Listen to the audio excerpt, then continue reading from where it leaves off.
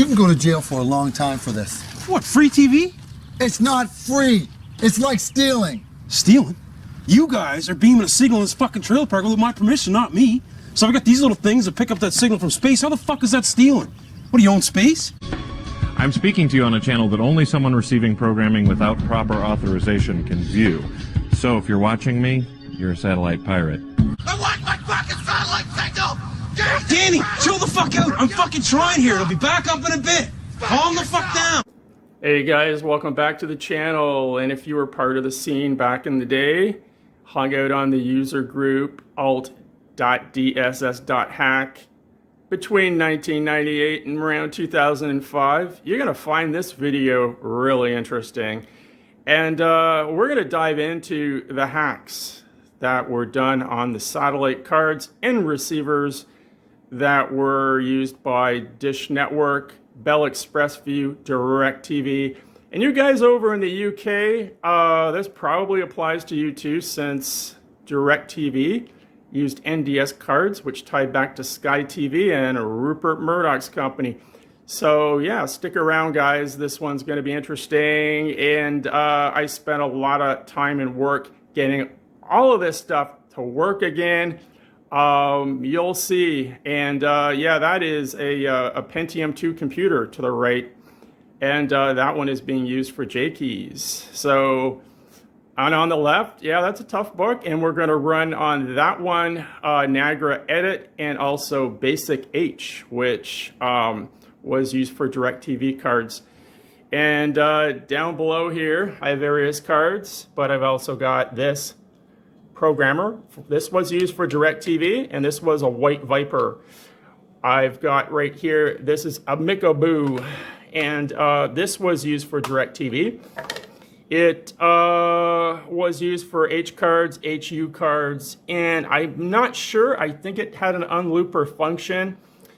Over here, this is an unlooper that was used. This was a Milli all-in-one, and it could do H cards, HU programming, and also unloop. And I believe the rewiring on there was to unloop HU cards, which came along later on. This guy here is known as an AVR, and it had an Atmel chip on it. This could emulate Dish Network and Bell cards. Yeah. One thing unique about DirecTV's cards was they had an ASIC chip internally. You could never fully emulate the card. However, there were emulators which used the card's ASIC. It enslaved the ASIC and ran, protecting the card, because anybody that didn't do that found out during the Black Sunday ECM where they actually damaged the bootloader in the card. However, there was a fix for that. It was so funny. It didn't matter what the providers did. They did some serious ECMs.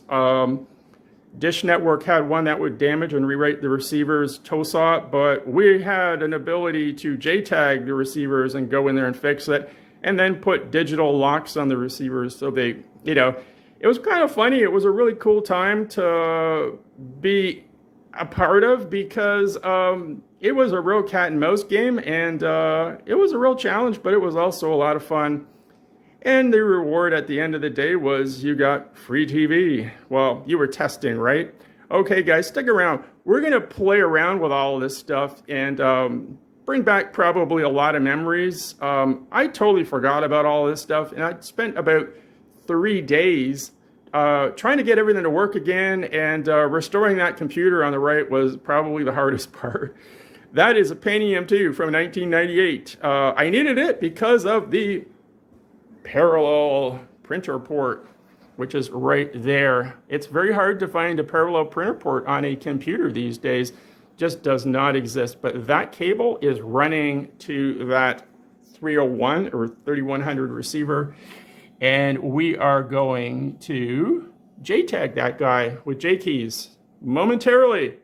So stick around, guys. A lot of exciting stuff's coming up, and I think you're going to love this. Okay, guys, I've been working hard on this one for you guys. So, okay, get ready, guys. Here it comes. Just got to love that desktop from 1998. Jessica Alba, the Dark Angel. You guys probably remember her, too. Anyways, let's start with the hardware here. And first of all, the White Viper.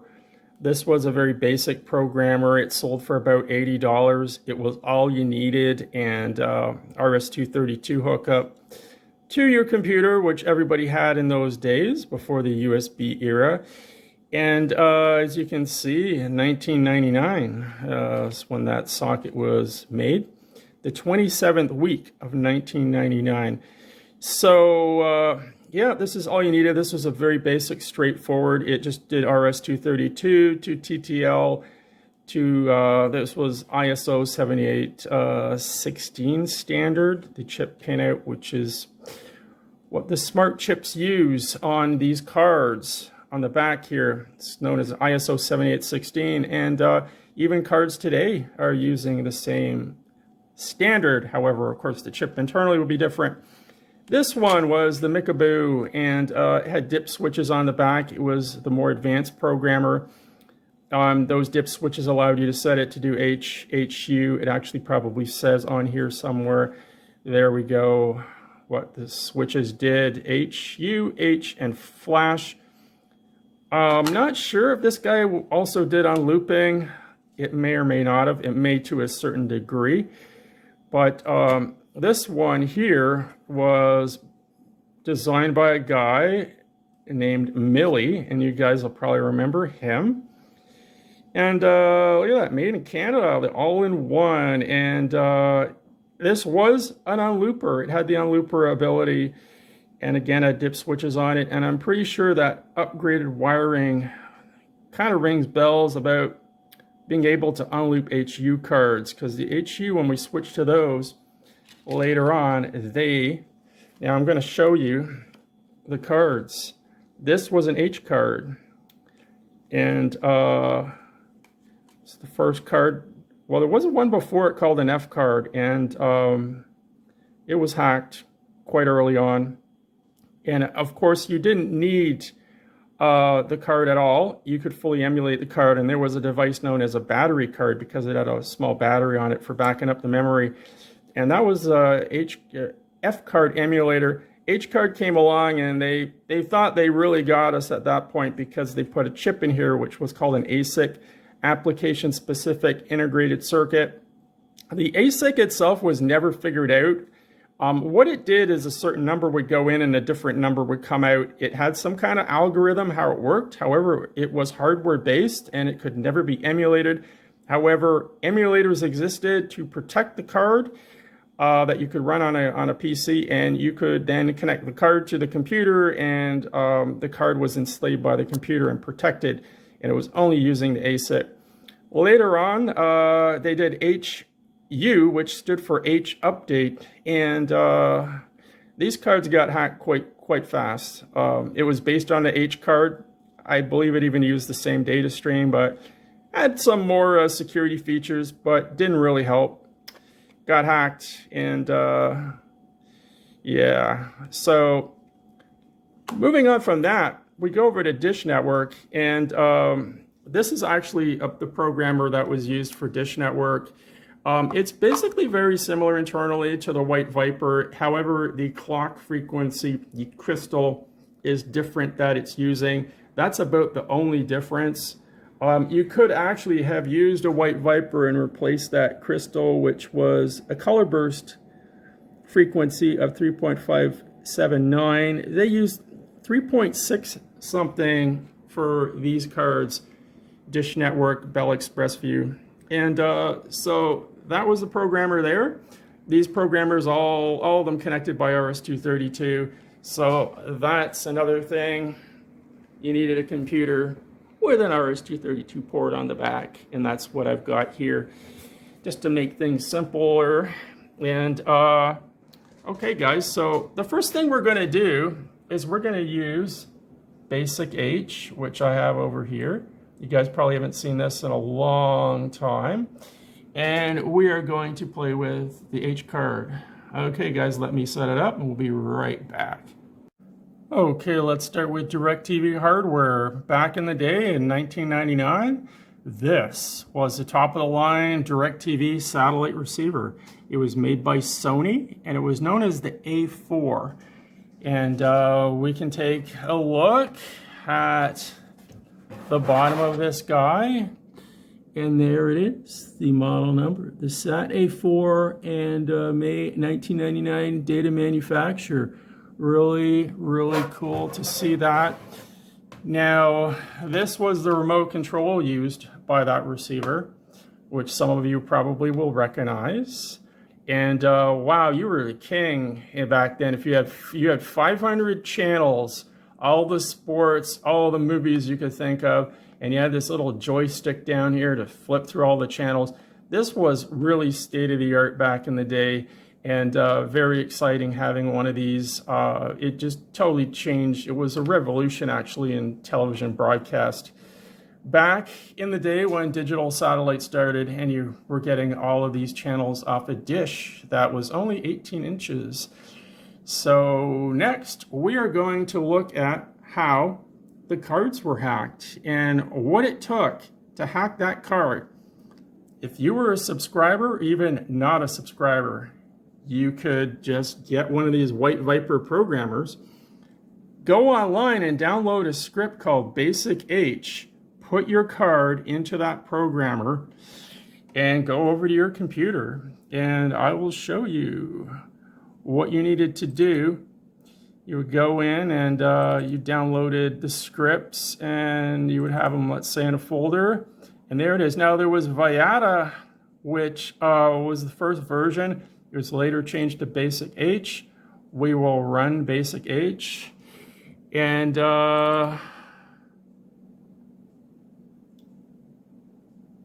it will load. Of course, we always have to wait. These are slow computers. Now, the ATR was the answer to reset, and that was what you wanted to see first. And not seeing an ATR. Let me see. Oh, we have to read card. I forgot how to use all this stuff here. Read card info. There we go. Yes, there's the ATR. Answer to reset. And there's the card information. Now the upper state word was 26. That was kind of a low. Look at the spending limit is $10. So now we can totally manipulate this card using Basic H. And one of the things we'll do, you will see, I'm going to update the card. Yes, we're going to update the upper state word. And it will start.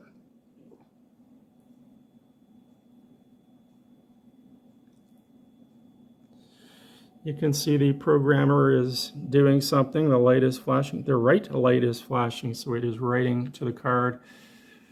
Okay, so what it says, it's opening the hole. So these were security holes in the card that were being exploited. Basically punching a hole through like enabling update handler. Now you needed to update your card in order for after an ECM, but what they were actually doing with these updates, they were introducing dynamic code. And there was a few people out there that were very concerned about this, and rightfully so, because eventually the dynamic code was used once it was all there to do the Black Sunday ECM. And DirecTV, it was always amazing to me. They spent probably millions of dollars engineering this attack. And ECMs had to be very carefully crafted because it had to only attack and damage illegitimate subscribers or people that weren't subscribed, and not damage their legitimate subscribers. And sometimes ECMs actually did damage legitimate subscribers' cards. And receivers. Dish Network had a lot of problems with that too. I'm sure there was people fired on their engineering teams for messing that up because that was very costly to them. So we are still writing here. Are we done? Oh, look, it's adding updates. Wow, it's still going on and on. 22, 23.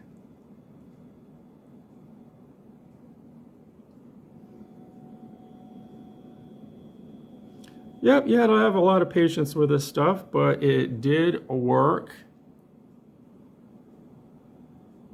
Closing the hole. Okay, so it's done. Now we'll see when it restarts here. Upper state words is 28 now. So that's how that was done. Now you had other features on here. Wipe pay-per-view. So basically you would unplug your phone line on your receiver. You would, because you had a certain amount of credit here. We could probably add some credit, more than $10, but yeah, it would be holding that pay-per-view purchase like WrestleMania with Hulk Hogan, and you know, those things were always very expensive, and you could watch it and then take your card and just wipe the pay-per-view. This was something that if you were a subscriber and you just wanted you know, not pay for the pay-per-views, you could do that. Some people felt better about doing that. One step clean. Oh, and we could take it back to a particular update. Okay, what is this one? Read EEPROM. Okay, let's try to read the EEPROM. So it's looking at the E3 hole, probing the card.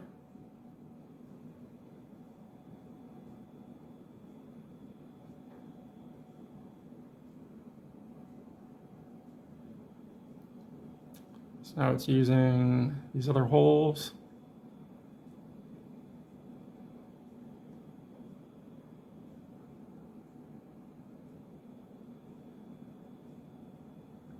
Reading the EEPROM. So now it's dumping the memory space. Oh, timeout. We have a little problem here. Houston, we have a problem. Anyways, looks like it stopped. But so that's basically how Basic H worked. And anybody could download this from the internet, run it on their computer, and manipulate their card. It was that easy. Put your card back and get free channels. So, and there were scripts that you could download also, patch it to your card and get all the channels for free. So there you go, guys. So we're going to move on now to Dish Network, which is also same hardware was used for Bell, and probably some other providers that used EchoStar and Nagravision. So we'll move over to that now. Stand by, guys. Okay, guys, we are now going to start with EchoStar equipment, which provided equipment to Dish Network and Bell ExpressVU. This receiver here was known as a 301 on Dish and a 3100 on Bell.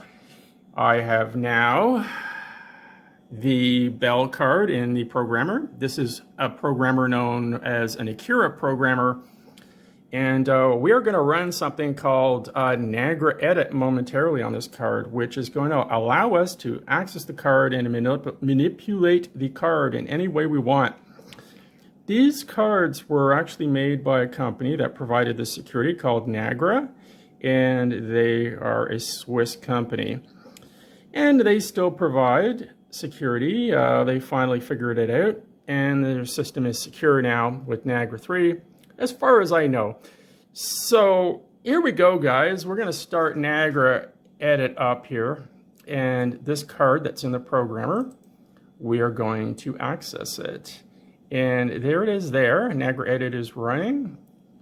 And we go here and we are going to read the card. Now this is what it's going to do. It's going to break its way in through against, again, security flaws in the card. They were known as holes in the DirecTV cards. Over here we call them back doors. And there it is. It's dumping the code space, which is the EEPROM. And that's really what you want to get to. Once you've dumped the EEPROM in a card, it's pretty much game over for the security of the card. The card is now completely compromised. And there we have read the ROM 10 card, the read-only memory 10. And we can go over here and look at the dump. And right at the beginning, there's a very interesting thing that was really kind of weird. Remember the pirate ship on the motherboard that I showed in my previous video when we were hacking the satellite receiver for the hotel? It's just weirdness. Again, here we find some more weirdness. Nipper. See that? Nipper is a butt liquor. What on earth does that mean, and why is that in there? And it was in all of these Niagara cards.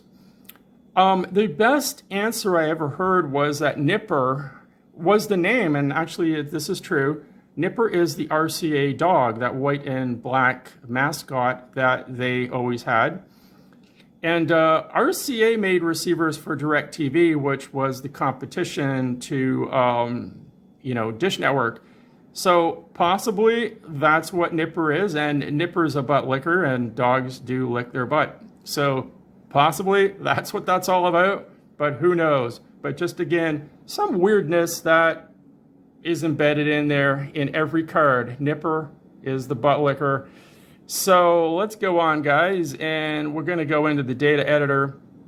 This card was wiped. It's clean. So you will see there's no IRD number, box key. Everything is zeros. But once it was married to a receiver, you would have a receiver number.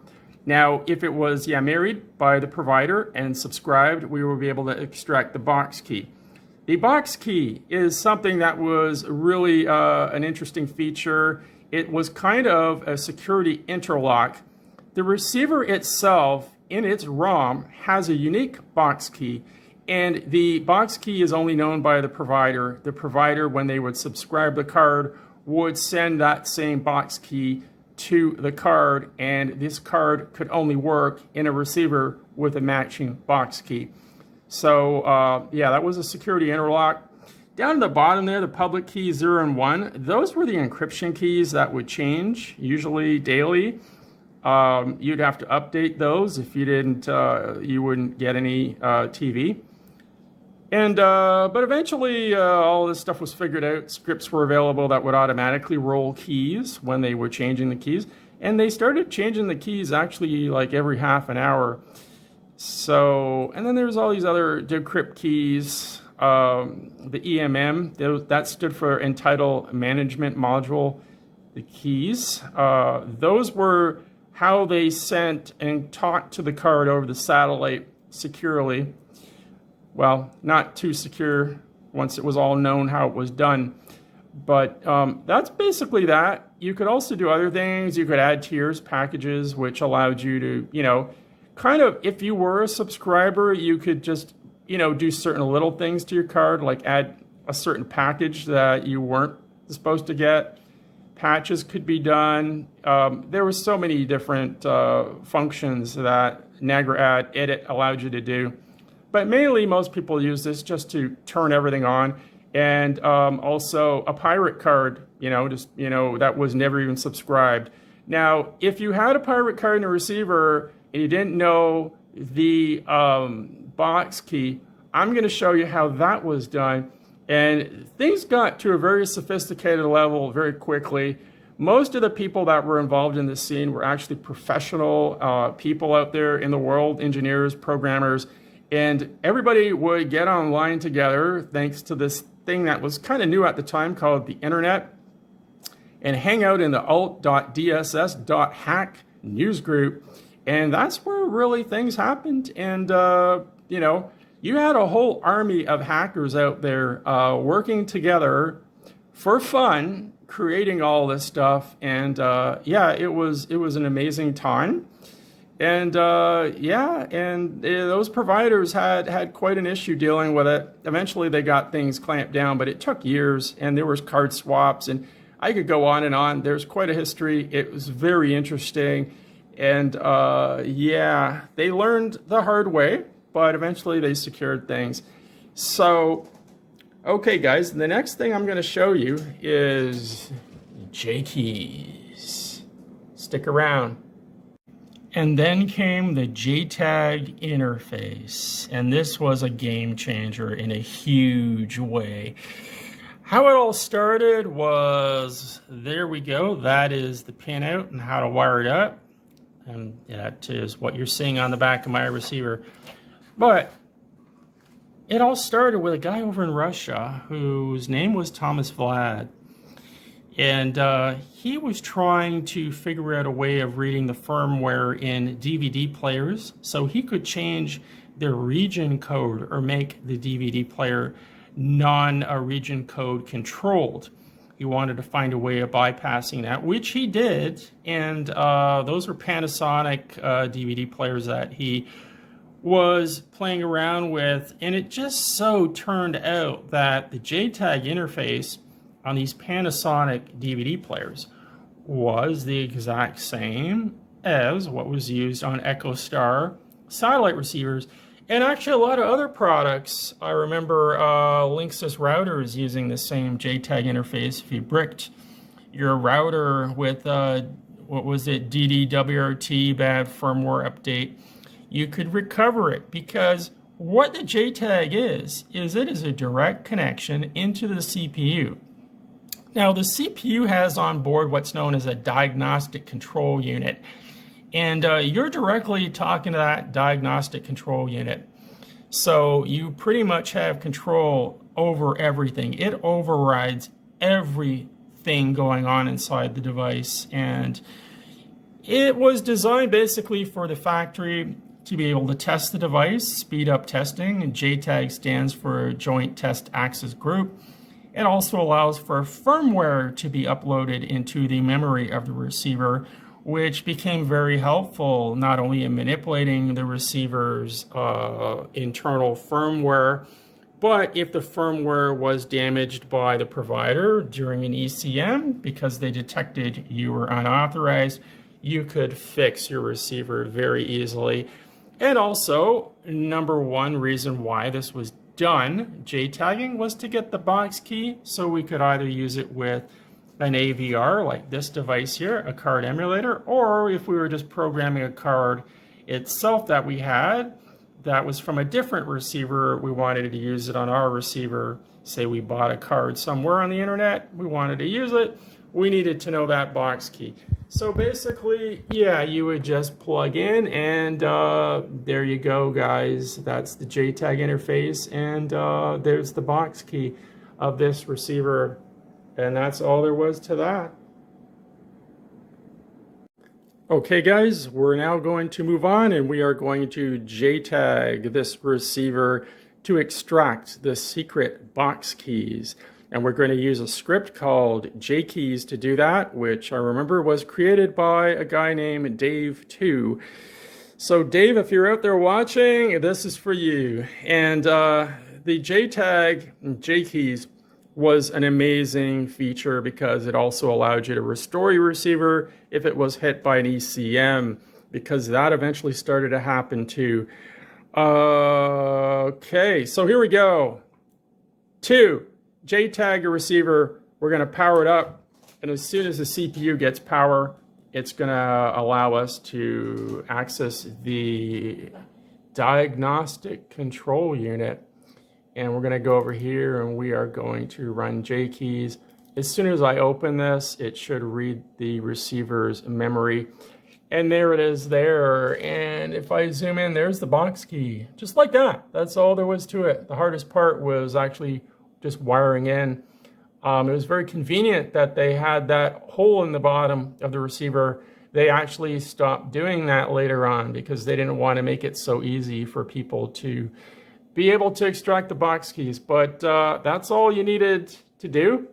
Once you had that box key, the secret key, you could program that in as AVR here, which was a card emulator, and then take that emulator and place that in your receiver like that. And it just was like an access card was in there, and it would turn everything on, all the channels. Now that parallel port where you would program your AVR, eventually, as things got more advanced, you could leave a parallel printer cable plugged into it all the time, connected to your computer, and it would receive automatic key updates as they changed the keys. Now the keys, there was always 2 of them, a 0 key and a 1 key. They would roll keys. They would roll between them. They would frog leap. So as long as you had the updated key on your card or your AVR before the key change or the roll took place, you would have uninterrupted TV.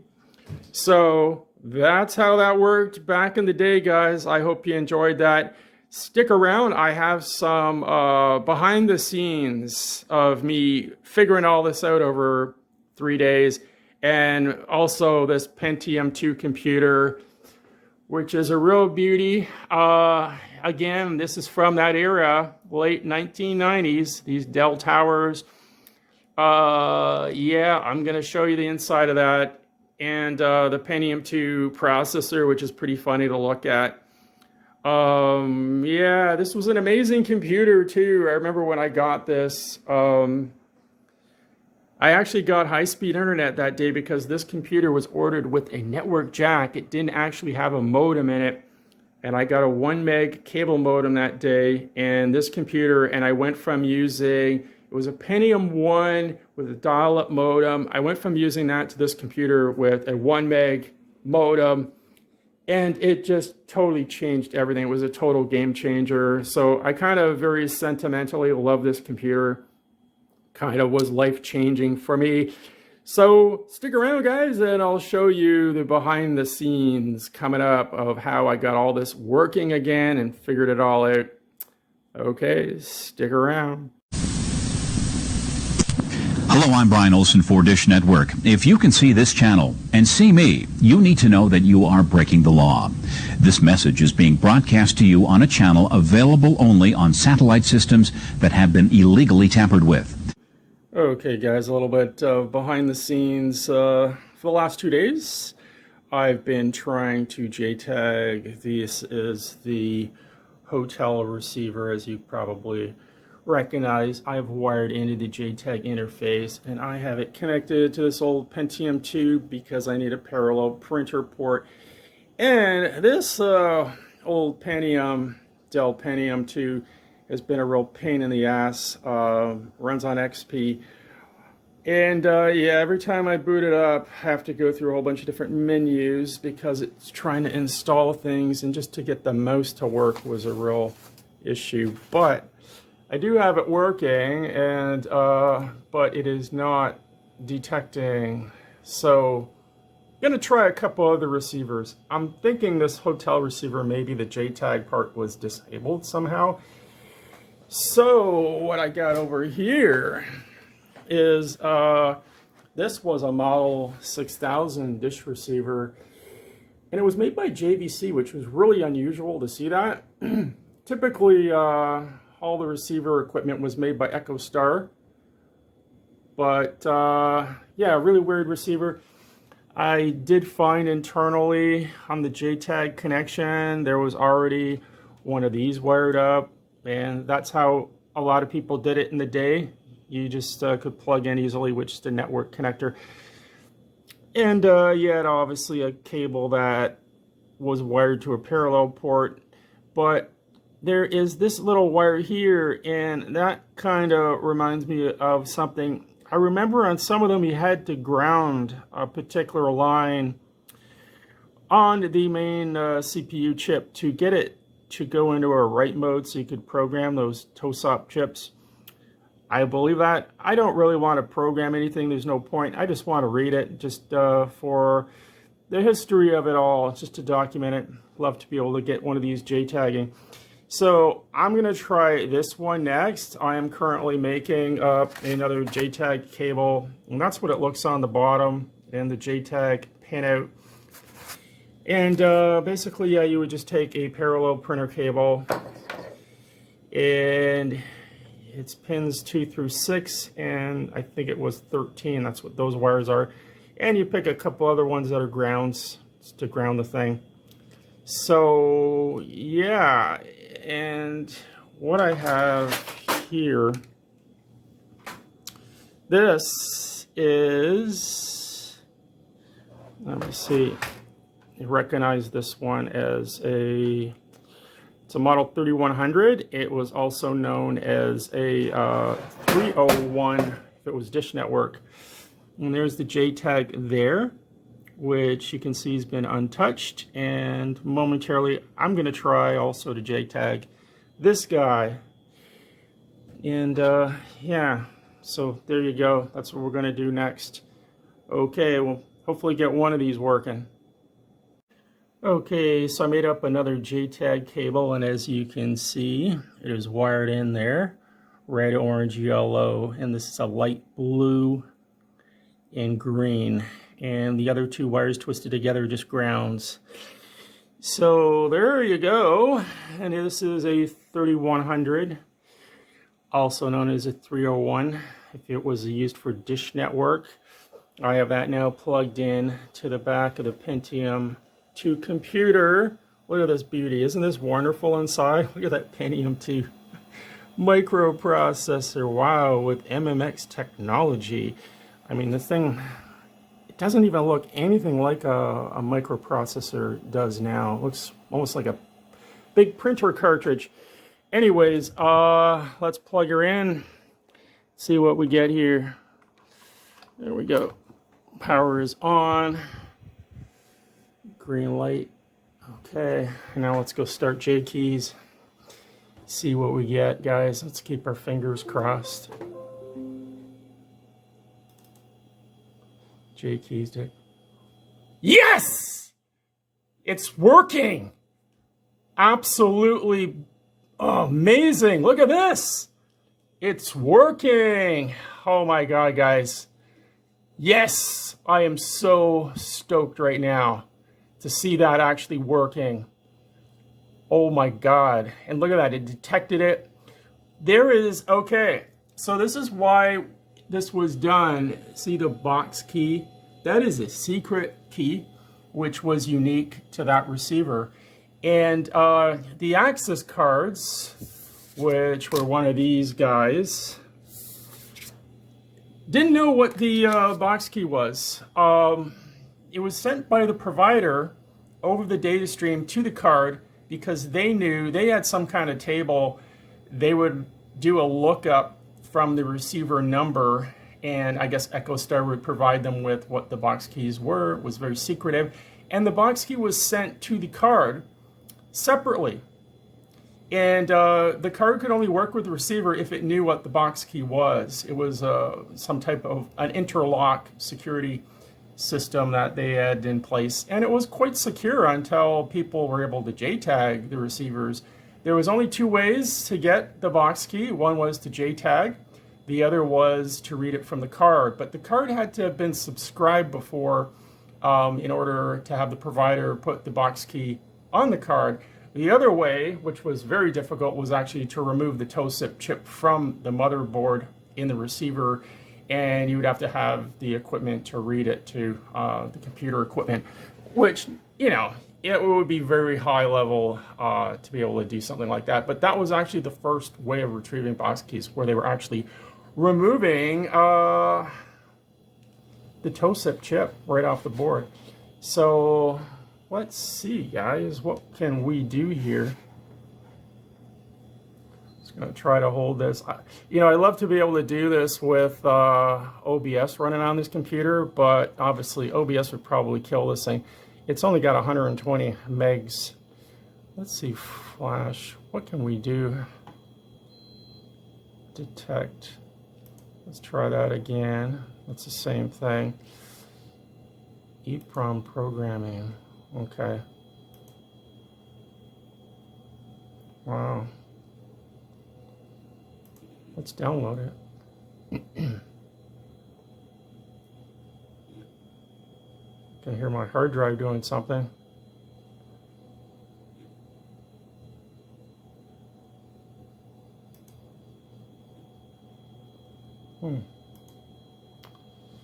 Development panel.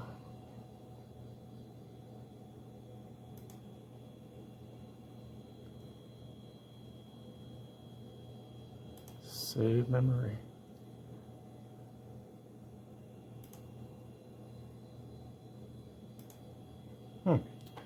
I have no idea what I'm doing here, but it is just really cool to see that this is working. Wow, what have I done now? Okay, we're back to that. Oh, what is this? Save as. Okay, let's save it.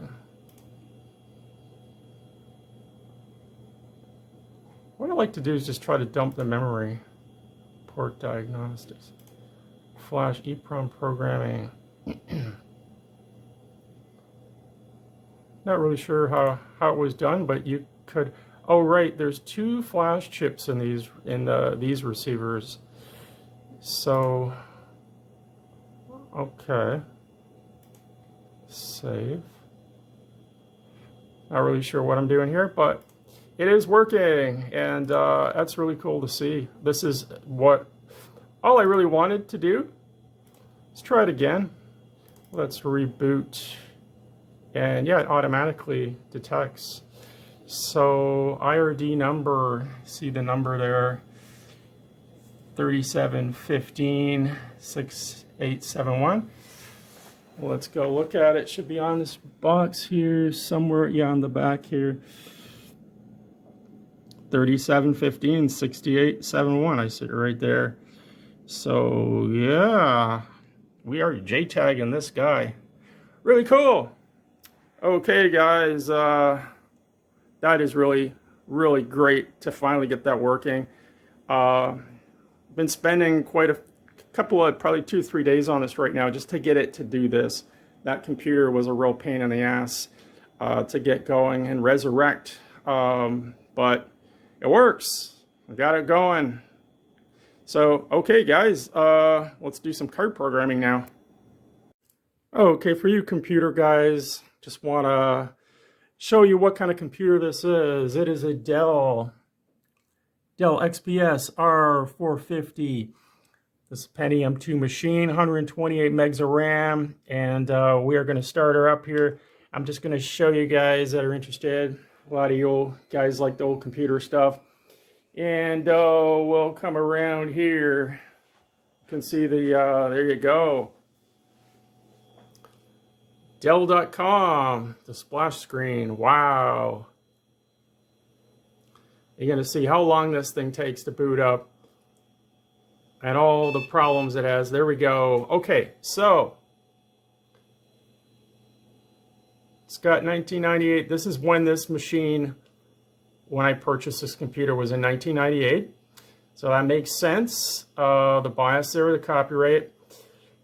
And so it's a Pentium 2, 450 megahertz processor, 128 megs of system RAM. Wow. And the floppy drive doesn't work on it. It's stuck, so I disconnected it. So that's why we were getting that error. So we will just go over and press the escape key, and it will continue to boot here.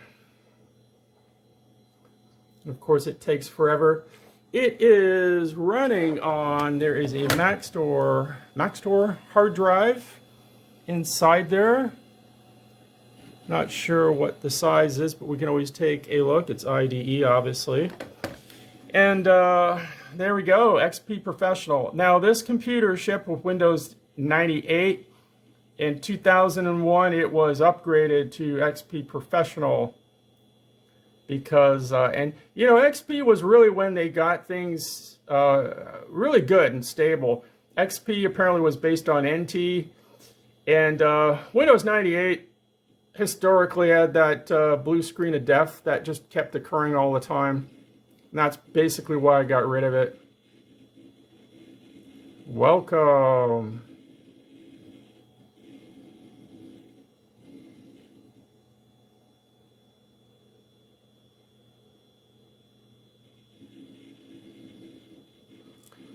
Now, the hardest thing I had problems with getting to work was the mouse. But there we go, look at that. Still got the, I used this computer up to about 2003, and I got my next Dell after that. Yeah, you see the mouse, let's see, yeah, the mouse is not working, and I get this issue here. I don't know why it does that.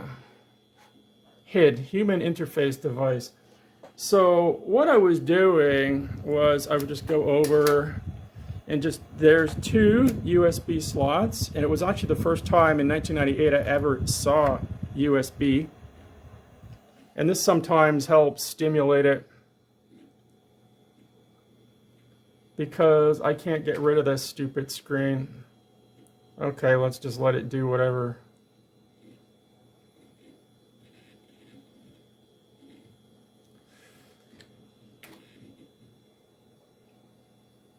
Finish. So is it going to work now? No, it's still not working. Okay, oh, the hub. I have a hub plugged in.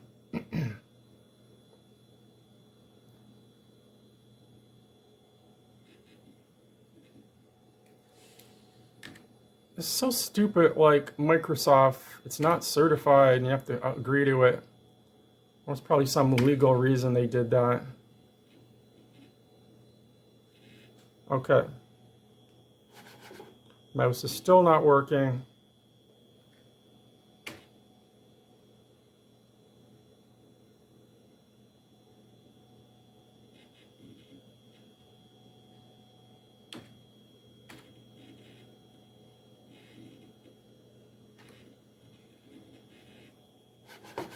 Oh, and the mouse is working, finally. Okay, cancel that. We don't want to do anything. And, yeah, just cancel. So, what? Oh, man. These computers back then were just, what a pain in the ass they were. So, okay, now I'm going to plug in down here. This USB stick has got J keys on it.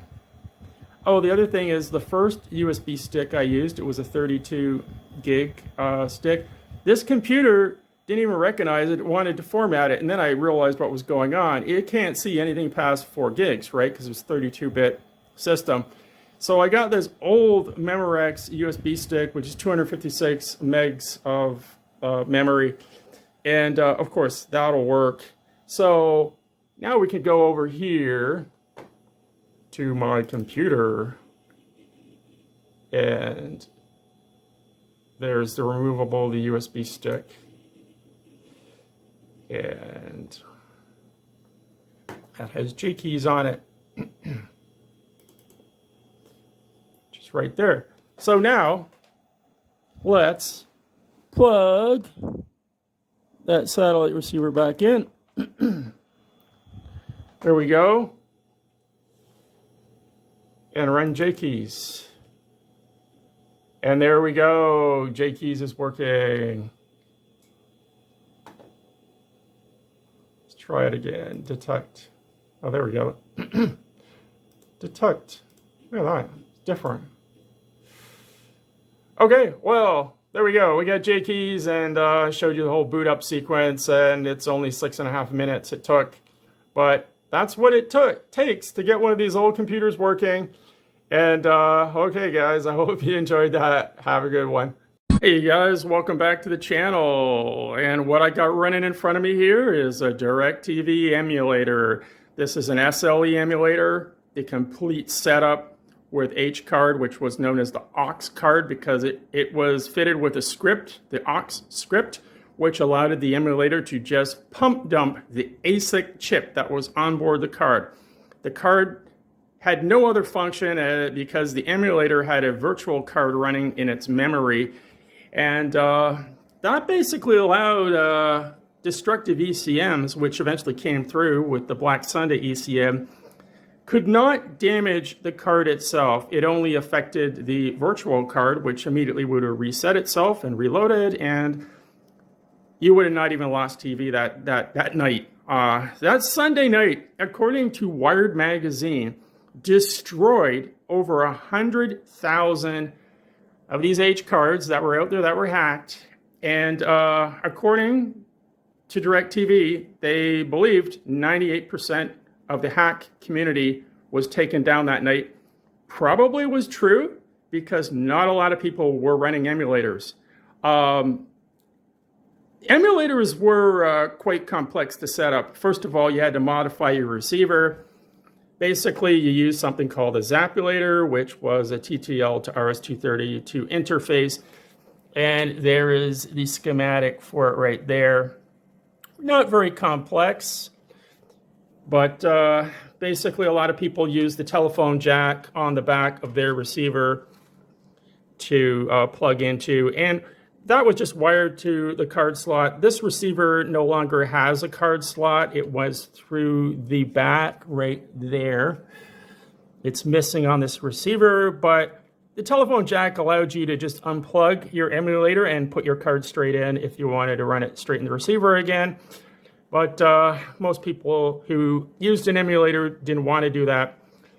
So basically from here, you had RS-232 going to a computer that was a 286, 386, 486, maybe a Pentium 1 at that time. This is a 486, this computer here, an old Patriot, which has an IBM CPU inside it, and two RS-232 ports on the back.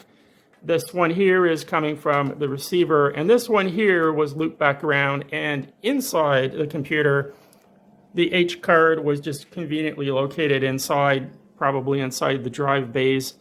And you can see there it's actually getting power. It was wired in to get 12 volts to run. The card reader, which is the White Viper, also known as a Phoenix. Somebody mentioned that in the comments in my last video. That is true. So we're going to actually start this up. This computer has some issues because the BIOS battery is dead. And we'll get into that momentarily, guys. So stick around. This should be interesting. And we will continue. This is not my last video doing satellite hacking. We will continue with the history of FTA next in my next video, and then we will do IKS and Fusion, and that will take us up to around 2008, and that's where we will leave it to be. Okay, guys, stick around. Look, if these satellite dishes aren't down in 10 minutes, I have no choice but to call the cops. Ricky, get the dishes off my roof. Listen, man, I just got out of jail. Don't be calling the Dino, cops. take them down now. Ricky, get the dishes off my roof. Dino, call Mr. Slade. Really cool photo I found online of a guy that had 3 emulators running at the same time in his house, three receivers in his house. Pretty cool, the lengths people went to, but you had to back in those days. If you were not running an emulator, you found out the hard way.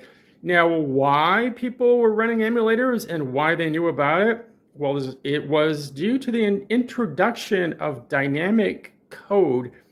DirecTV started to do multiple updates very quickly, and there was always a little bit of extra code in there that didn't make any sense, but it made sense on the last update they did, and it was all it was dynamic, and all the pieces fell into place, and we knew what was coming.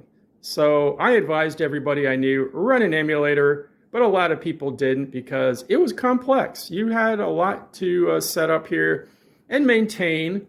But eventually it became the norm. After the Black Sunday ECM, everybody wanted an emulator.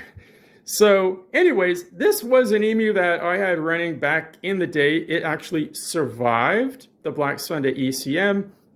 And I found this floppy in it, which says CEMU on it, 2700. That was a Dish Network emulator, so that was probably later on. But definitely this was used for DirecTV, and I have put SEL on that disk and made it bootable. And believe it or not, I had to Google how to make a floppy disk MS-DOS bootable because I totally forgot. Yeah, you know, you can't remember everything, but this is MS-DOS this thing is running on. So it goes back a long time. Now, this computer has a little issue with the BIOS battery. Those of you that say, well, why don't you just change the battery? Well, you can't because it's using one of these. Remember the Dallas chip? The real-time clock, RTC. But look at the date code on it, 87?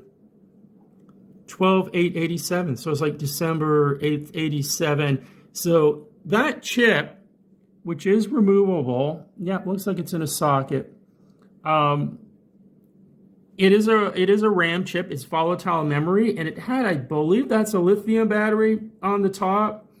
It might be alkaline. I'm not sure if we had lithium back in 87, But it did last quite a while because it wasn't a problem 20 years ago, but it's definitely dead now. So the BIOS is corrupt on this machine. Look at that, nice IBM. Wow. You couldn't get better than that, man. IBM. So anyways, we can deal with the BIOS issue because we just want to get it to boot. So what we're going to do is we are going to start, and it's going to boot up. And we will see momentarily the Blue Lightning, IBM. Wow. From 1994, I remember purchasing this computer around 1995 for my security company business I had at that time.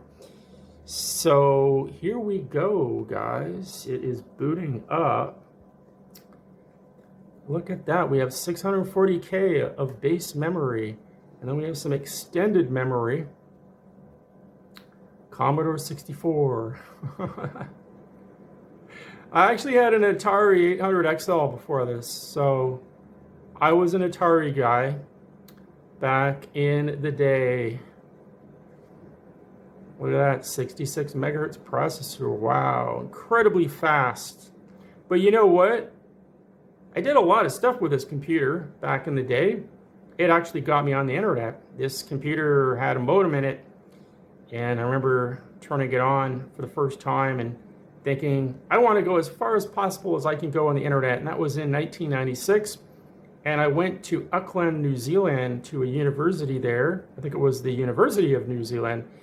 And I got into the faculty directory and was looking up professors there, which was really incredible to me because in those days, there was no other way to do that. The only way would be to phone them. So, okay, we have corrupt values. So, continue with corrupt values. I'm just going to continue with corrupt values. Continue. System setup. Okay. Restore settings.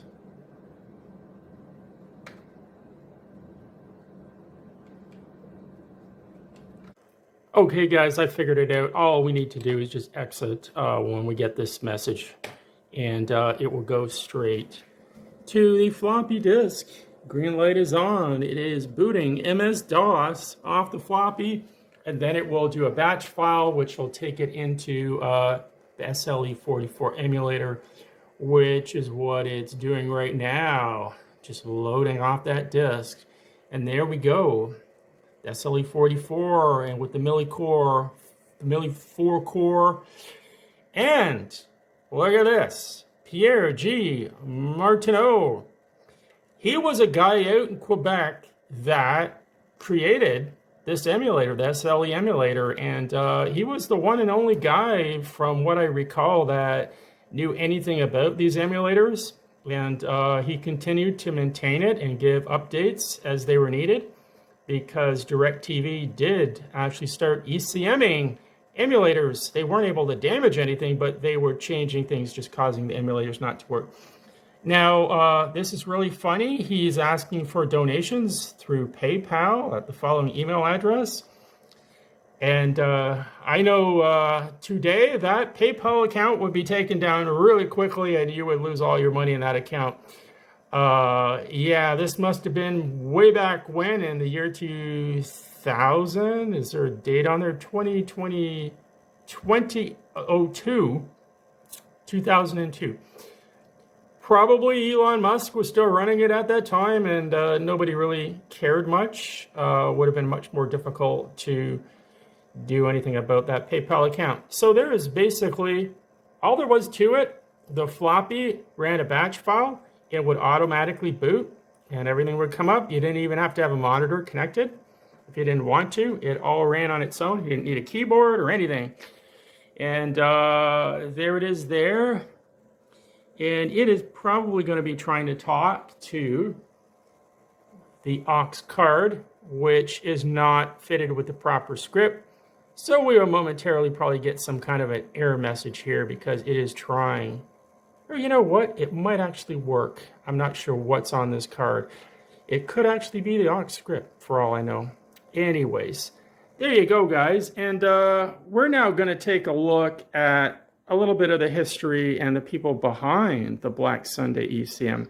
Very interesting story, so stick around. So, 8:30 p.m., January 21st, 2001, the Black Sunday ECM is unleashed, destroying 100,000 cards that were hacked at the time and removing 98% of the hacker community. And DirecTV, to add insult to injury and a little pizzazz, as they claim here, signed all the cards, with the first 8 bytes all reading game over. Well, little did they know that these cards would be recovered down the road with a bootloader. But it was a pretty devastating attack. It took a couple of months to recover from. And wasn't known for about 8 years until Wired magazine exposed Christopher Tarnavski as the mastermind behind the epic Black Sunday attack. So there you go, guys. And we're going to take a look at him next. Christopher Tarnavski is a hacker who specializes in hacking smart cards. He was so good at this that he was actually hired by a company that makes smart cards for the satellite TV industry to help them secure their systems from satellite pirates. So today what we're going to do is we're going to take out this piece of metal, we're going to remove it, we're going to expose it to some acids. The first phase is going to remove the epoxy and actually expose the chip. So this white stuff's going to come off. So basically the plastic's broken down now after about 10 minutes have gone by. First phase of exposure is going to be to get to the actual device inside the substrate. We're going to pull these out and we're going to stick them on the hot plate with some fuming nitric acid, HNO3. Very, very dangerous. It's a very aggressive acid. You can see on the monitor, it looks good. It looks beautifully clean. Scratch a hole in this area. And I really don't need to open the whole area, but I basically want to touch this middle area where their data bus is and the side where there's a control line that I'm after. Now we're going to sit on the bus with a needle 8 times and we're going to listen. The yellow line will be what we're touching on the substrate. The blue line represents reset. Every time I reset the card, we're going to build a log of where the chip went when it powered up. And you're basically going to see everything. So we're going to take 800 hexadecimal samples. So this is just a sequential order of the samples taken. Sample 500 hex, sample 520, and what I saw at the period of time. Anything in the chip, I can see it right here. As we take more samples, it's all going to fall into place and you'll see it. I could actually send a management message, for example, into the chip and eavesdrop everything the chip did to decrypt the message, for example. So if I can see, I can do anything I want to right now. I can control it or I can listen. I can read out the E-square if I wanted to. I could read out the ROM. Anything goes at this point in time versus glitching with a glitcher. So following the Black Sunday ECM, people were absolutely flipping out. Where's my goddamn TV? Oh my god! Where's my goddamn TV? However, the hackers were hard at work, and they've discovered that the bootloader in the card wasn't actually needed, that an external bootloader could be used, and that's what this device here is. This was a bootloader sleeve that sat between your card and had contacts on it that went into your receiver, and it provided the necessary boot for the card. Basically, what it was doing was glitching the card into its boot operation. The bootloader fully restored the operation of the card. All 100,000 cards that were hit by the Black Sunday ECM could be resurrected with this device that cost around $100. And there's one there. It could also allow you to use your card now with an emulator, which many people did after they learned their lesson the hard way after the Black Sunday ECM. What the fuck is wrong with you? Jesus. Take every fucking one of these down the fucking ground. Is that what you want, you fucking retards? Don't give a fuck about this stupid bullshit? That windshield was already Come dry. to the fucking park with my fucking permission.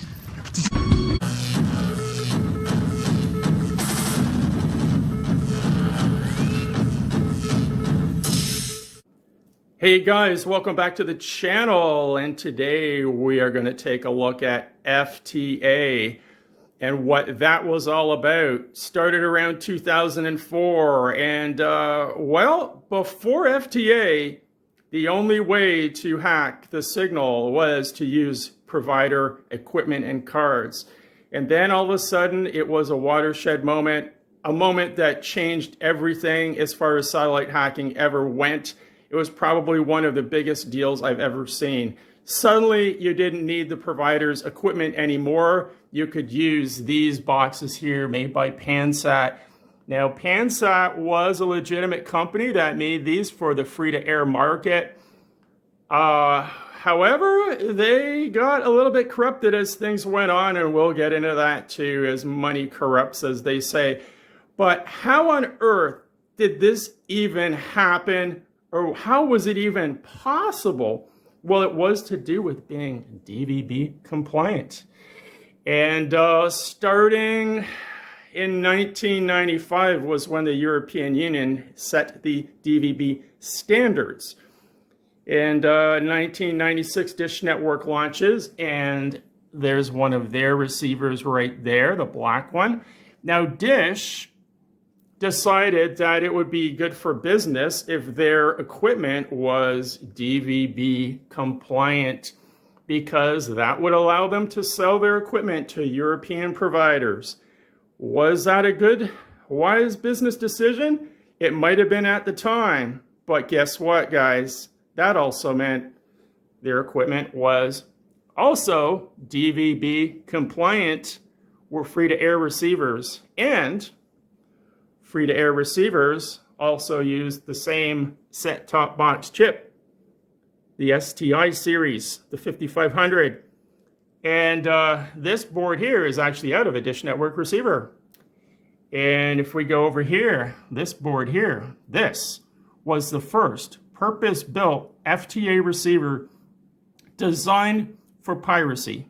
It was called a Blackbird. This is all that's left of it is the motherboard.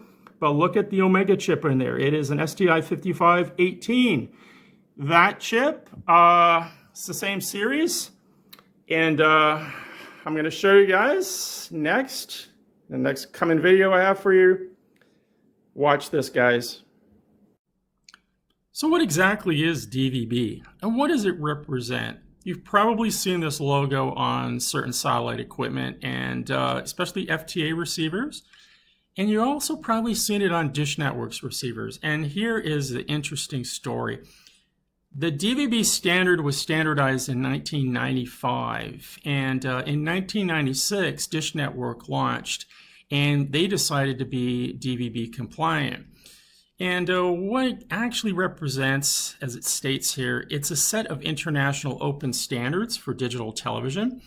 DVB standards are maintained by the DVB Project, an international industry consortium, and it's published by the Joint Technical Committee of the European Telecommunications Standard Institute, the European Committee for Electrotechnical Standardization, and the European Broadcast Union. So basically, it's European Union. If you want to sell your equipment or operate in Europe, you need to be DVB compliant.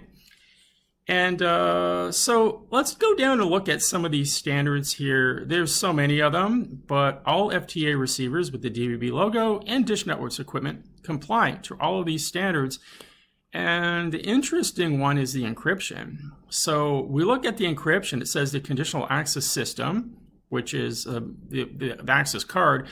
DVB-CA defines a common scrambling algorithm, and the DVB-CSA a physical common interface. The DVB-CI for accessing scrambled content. The DVB-CA providers develop their own wholly proprietary conditional access system with reference to these specifications. So that would mean a company like Nagravision would conform to these standards because they want their cards to work in a DVB compliant receiver. And here we have an early 2700 receiver made by EchoStar for Bell ExpressVU. The same receiver was used by Dish Network. We'll go over and look at a Dish unit, and we'll zoom in on the front. And what do you see there? The DVB logo. So Dish was DVB compliant from the very beginning. And let's go over and look at the chip that is found inside that particular receiver, the STI 5500 Omega. There was a series of these chips. They were introduced in 1997, as it states here. And if we scroll down here, the Blackbird, which I just showed you the motherboard from, it was purpose-built to basically be a pirate box for Dish Network. It is using the STI 5518. When we compare them, you can see the STI 5500 and the 18 are basically the same, but the 18 has twice the static RAM. And yeah, more static RAM was always a good thing because you could then have more running in memory. So, okay, let's go over here now and let's take a look at this confidential document on the STI 5500 DVB descramblers. So again, it is a DVB compliant chip. This is the heart of the set-top box. It runs pretty much everything. It's quite interesting to look at this. And let's go down and there's the pinout. And right here, CAS, I'm not sure if that's Conditional Access System 1 and 0. Are those smart card serial inputs? I believe so. A little bit more down here. Let's see what else we got. Smart card interfaces right here in the flow chart. So yeah, input, output. That's bidirectional and that's input, and there's all your output. So yeah, anyways, very interesting.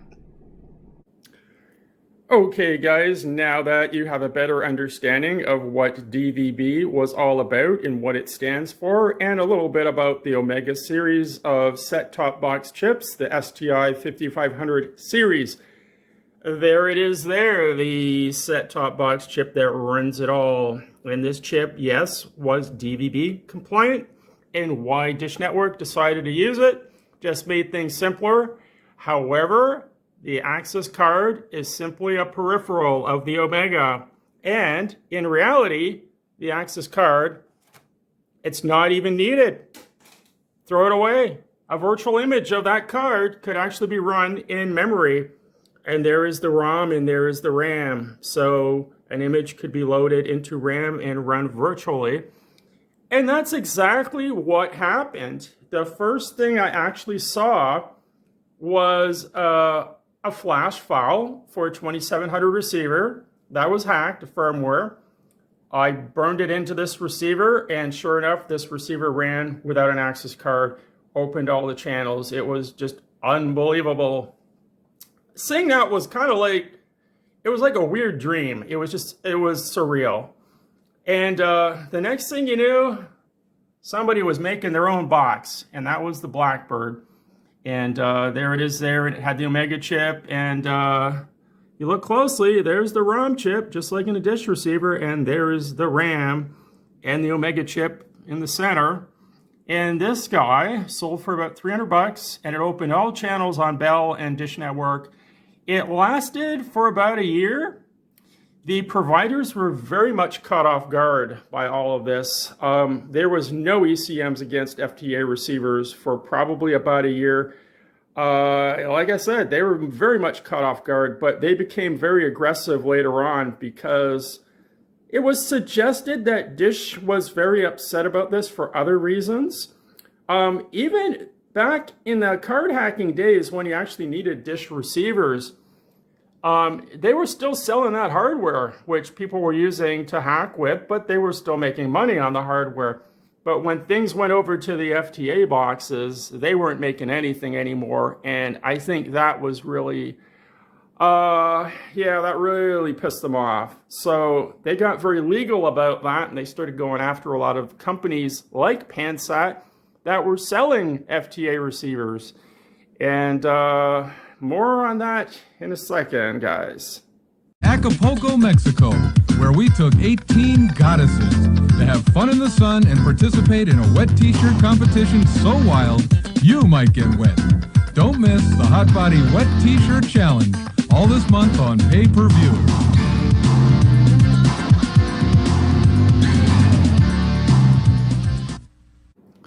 So the Pansat 2300 is the first legitimate free-to-air receiver that I know that was actually used for piracy. And it was all because it contained an Omega chip, the STI 5518, and also it has a JTAG interface. As you can see, it was utilized there.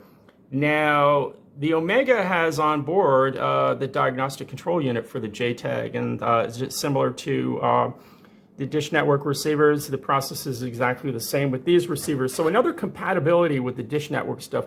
And, you know, the JTAG and JKeys was already figured out at this time. So all of this stuff lended itself to allowing an FTA receiver like this to be hacked for illegitimate purposes.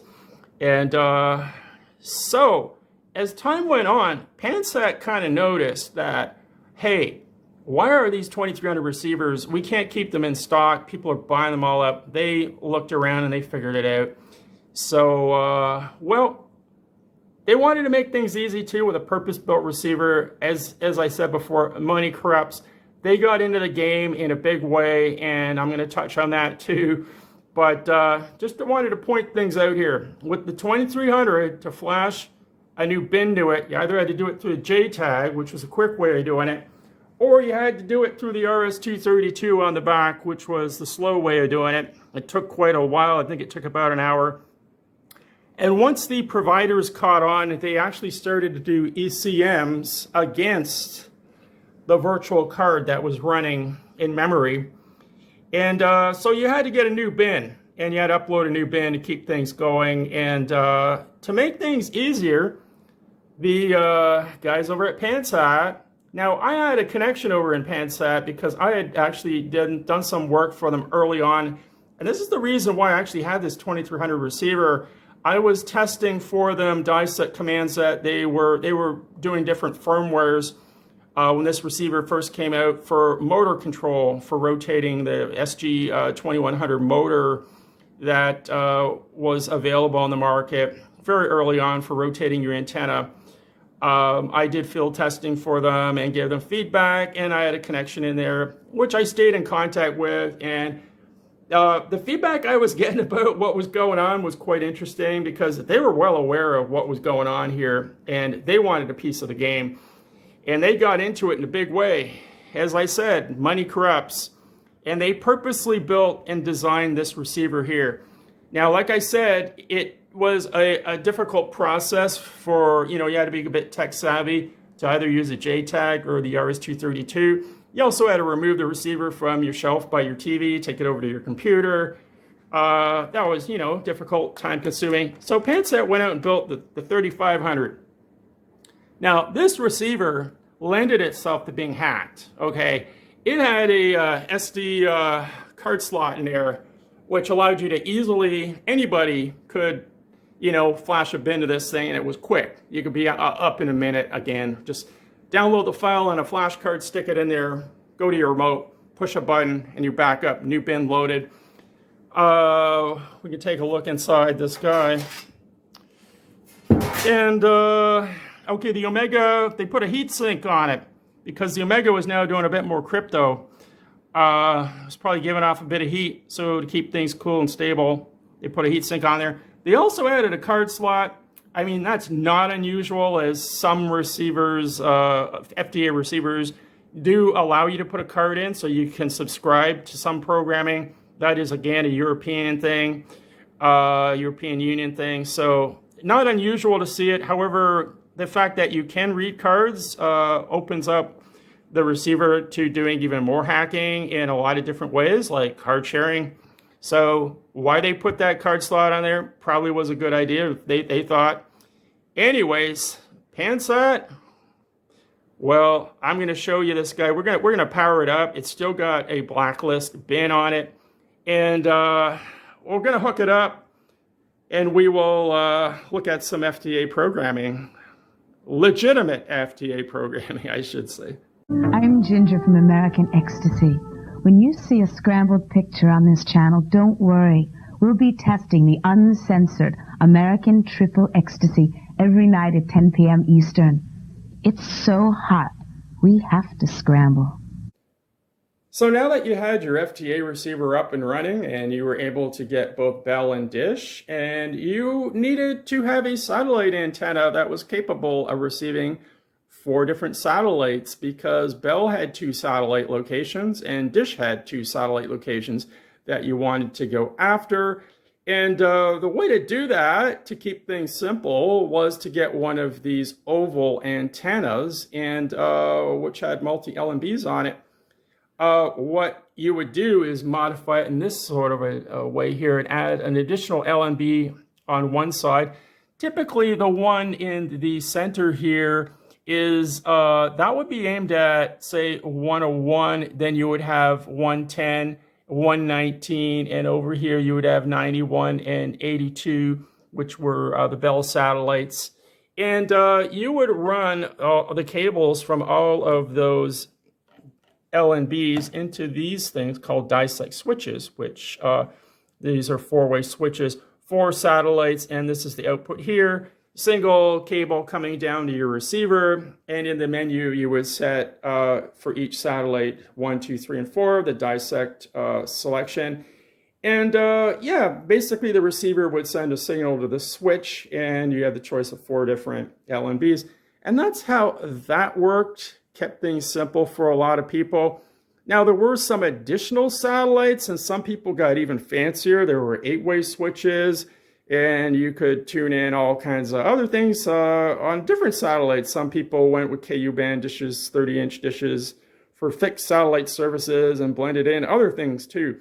It was an FTA receiver, so you could actually use it for legit FTA as well, blended in with your pirated stuff. So that's how that worked. It was a pretty amazing time to be able to do this. So yeah. So if you're watching me, you're a satellite pirate. So as I stated earlier, I truly believe that the Pansat 3500 was purposely designed and built to enable piracy, mainly because of the card slot through the front that allowed you to flash a new bin file or firmware to the receiver. Under normal circumstances with an FTA receiver, you would never ever be updating the firmware on your receiver. There would really be no need to. So the fact that this enabled that and allowed you to do that easily shows what it was all really about. Now, Pansat took things to a whole new level. They weren't just enabling you to be able to flash a bin. They were also providing the bins, but they were doing it on the underground. They hired hackers to create bins for their receivers. And there was a hacker known as Blacklist online, and whenever the Pansat receivers would go down, everybody was waiting on Blacklist to release another bin. Well, Blacklist actually worked for Pansat. It was a conspiracy. It got found out. And Dish Network and Nagristar launched a massive lawsuit against Pansat, and they won that lawsuit, and Pansat was ordered to pay Dish Network and Nagra $121 million, and they were also barred from shipping any of their equipment into the United States. Permanent injunction bans FTA distributor from trafficking, okay, which pretty much killed Pansat. And to me, that was kind of sad, because Pansat in the beginning was a legitimate company and made some really good products that are sadly missed. So, as they say, money corrupts, and they went after the money, and they thought they were safe, I guess, over in South Korea. But they weren't, and that spelled their own doom. So, unfortunately, that's how it was. Anyways, we're going to fire this guy up right now. We're going to connect him to a TV, and we're going to connect him actually to a satellite antenna. We're going to do a scan, and it's just going to be kind of cool to see this receiver working after such a long time. Okay, guys, stick around. That's coming up next. Okay guys, I got the Pansat 3500 here all set up. In the back here, I have it connected to a satellite outside antenna, which is aimed at 97 degrees KU band, which is Galaxy 19. And this little box here is a cute little accessory. It was a UHF remote. Worked on any Pansat receiver, just plugged in the back. So I'm using one of those because the original remote I don't have anymore. Now this is connected up to my monitor here, and of course we have no signal. So we're going to go down here and we are going to plug that in, and we should see the Pansat here powering up momentarily. There we go. See the B80. You guys that had these receivers probably remember what that stood for.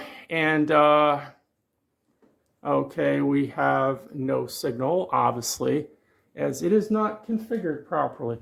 Now I will get the remote for that Pansat UHF remote and push. Now you guys will probably remember the X05BL stood for blacklist. Last time it was updated was August the 2nd in 2008. That was probably the end of the FTA era. It lasted a few years, but yeah, 2008 was probably the end of it all. And we go into the installation menu, and remember the password was always 0000 on these things. And antenna set up. Let's go in there. I don't really care what satellite I'm on, but I do need 10750, which is the LMB frequency. So that actually looks good. Let's exit that. And let's do a blind scan.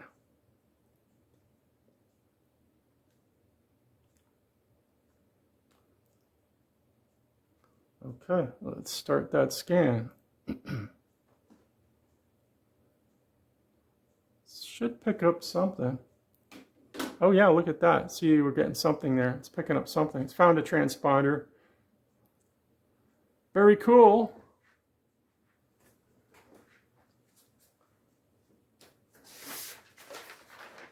So as this scans, I am going to read you.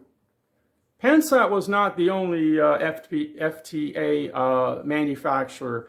When things really started to heat up and everybody wanted an FTA receiver to hack with, it was unbelievable the amount of companies that started to show up out of the woodwork and manufacturers that were making FTA receivers that lended themselves to being hacked.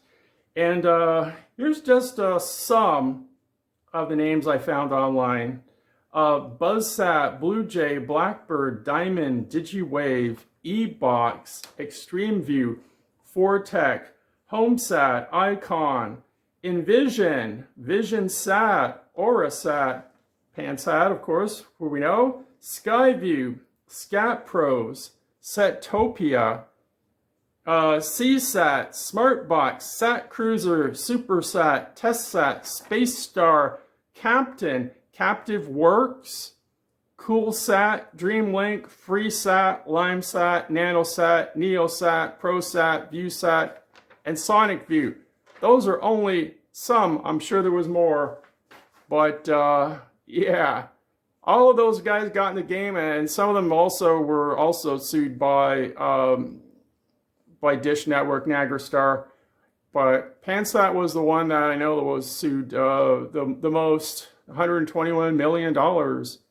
So anyways, guys, this is probably going to take a while. I'm just going to stop it, and I'll come right back when it is done. Okay, it's finished doing its transponder scan, and now it's scanning for channels. Saving, please wait. Looks like it's done. Yeah, hey. Wow, we got some TV going here. Now this is legitimate free-to-air, and this is what these receivers were originally designed to do. This is totally free programming that you can receive off of the satellite. Let me just exit here, and there we go. Let's see, channel list here.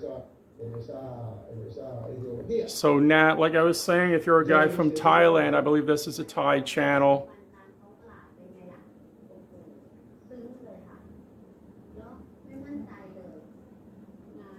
So how do I do this? Yeah.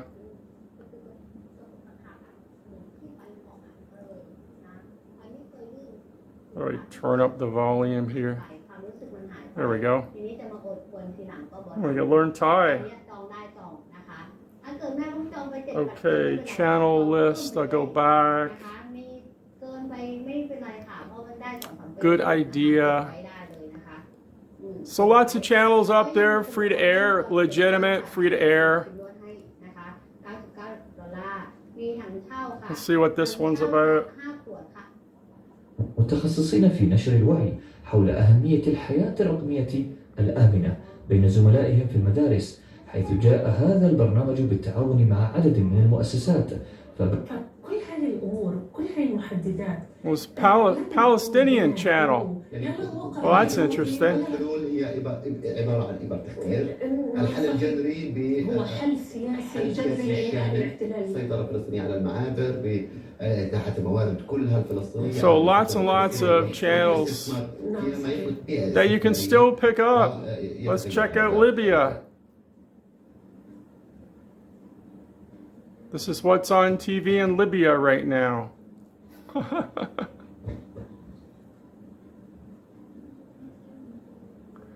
The favorite Libyan soap opera of the day. So go into channel list here and see what else. So, like I said, this is legitimate FTA, and this is what these receivers were intended to do originally, was to pick up stuff like this. Oh, there's a German channel. Let's go check that out.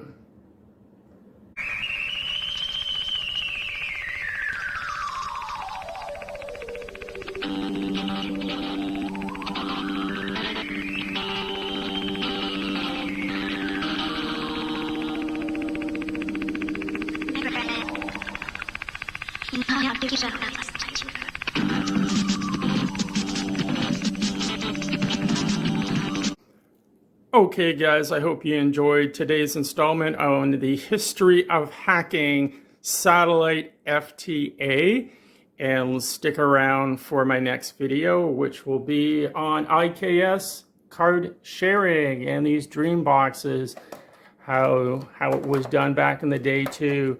Really cool how these things worked. You could put a card in here and share it across the network to other dream boxes, which could be in your house or in another country.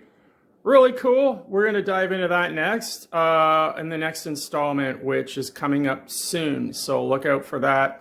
I'm also going to look at Enfusion, which was really popular, and their Nova and the Sun server and all that other stuff, which you guys probably remember. This was an era that followed the FTA era. And basically, instead you didn't have to maintain the receivers anymore. They did it on their end thanks to the internet connection. Okay, guys, have a good one. They observed what they appear to be as telecommunications being intercepted and being taken via the internet. In other words, the police noticed that the family's home entertainment system was set up to illegally pull in satellite television programs. The theft of telecommunications services was just the tip of the iceberg. Police seized 17 satellite receivers, 2 receiver dishes, 30 digital access cards, and a computer system used to rewrite receiver cards.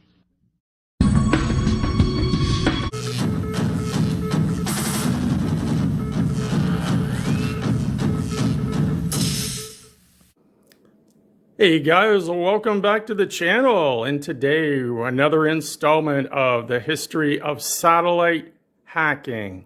And today we're going to look at Enfusion. You guys probably remember these Enfusion receivers. The one on the top was a standard definition, sold for about $100. And the one on the bottom was the Cadillac. It was the HD unit. And it sold for about, I remember, about $500. And we'll get into the more details on that shortly.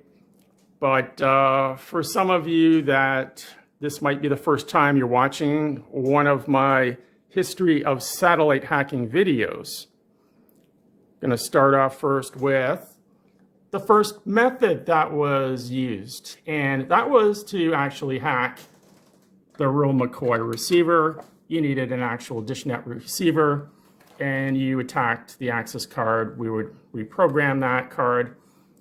And around 2004, there was a watershed moment where all of a sudden you didn't need the actual provider equipment anymore. You didn't even need an access card. You just had to buy one of these FTA receivers. And what they were actually exploiting at that time was the fact that this receiver used a standard FTA DVB compliant chip, which was readily available. And they went out and there's the DVB logo. This box had the same chip in it. The other thing is the access card could be fully emulated in software. So an access card is actually in the software of this unit. So the FTA receivers allow the end user to reprogram them by just taking an SD card out and flashing that on your computer, bringing it over, popping it in, pushing a button on your remote. The receiver would update the bin and you had updated your access. Now for the first year, these FTA receivers really caught the providers off guard, and they didn't have any ECMs or any countermeasures against them. However, about a year later, they really started to go after them. They figured out ways and methods, and it became a problem. You were basically reprogramming your FTA receiver every night. You're opening this door, you're taking this out, you're putting it in your computer, and maybe an hour later it would go down again, and you'd have to do the same thing, and it got to be a little bit annoying. Well, guess what, guys? The internet came along, and all of a sudden, a group of guys calling themselves Enfusion decided to make FTA boxes, DVB, that, yep, the DVB, there it is there, had an internet port on the back. And if we go around and we look, there it is there, and there it is there on that one. So all you needed to do to use these boxes was plug them into the internet. And it was all magic from that point on. Pure magic. It was so great, and at least a year or two, nothing happened.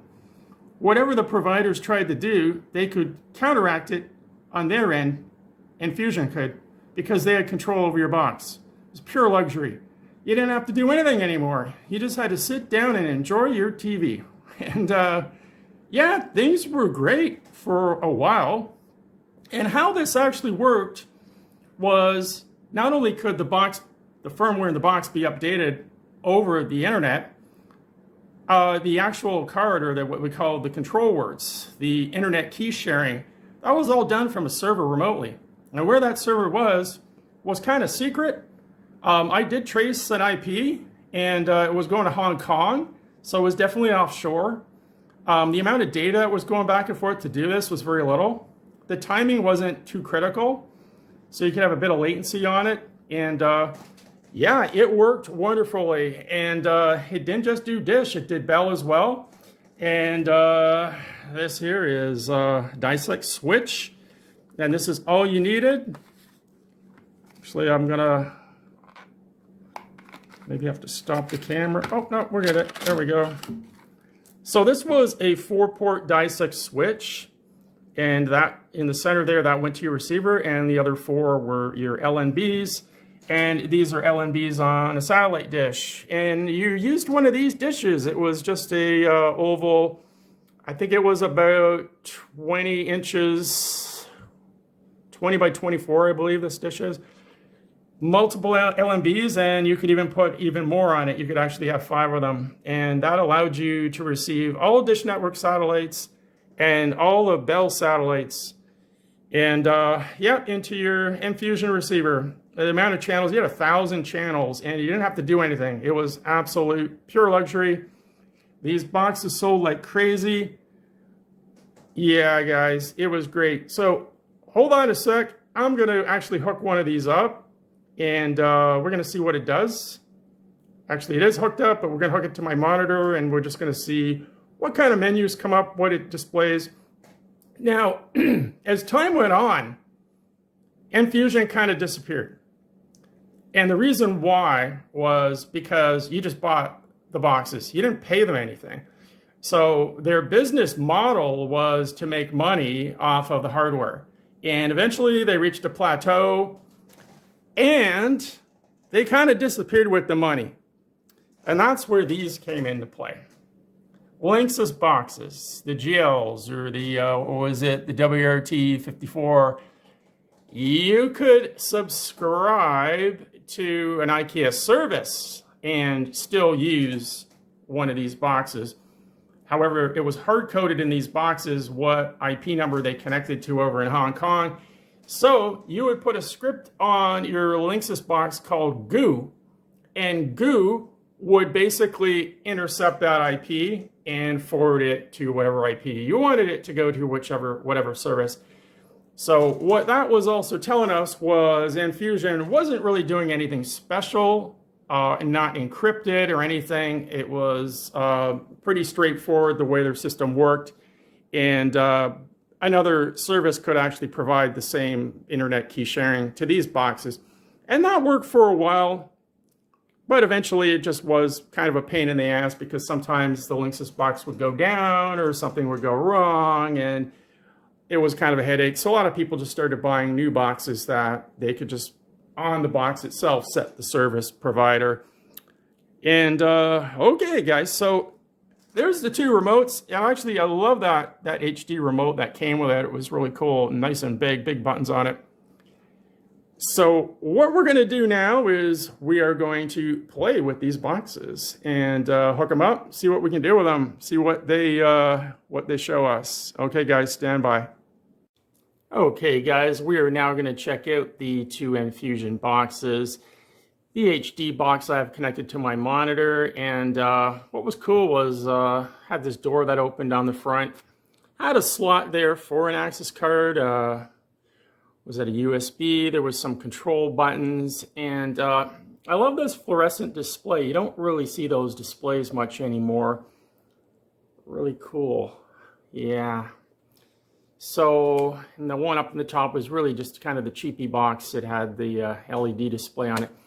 But the remotes that they give for both boxes was the same codes. You see, it will.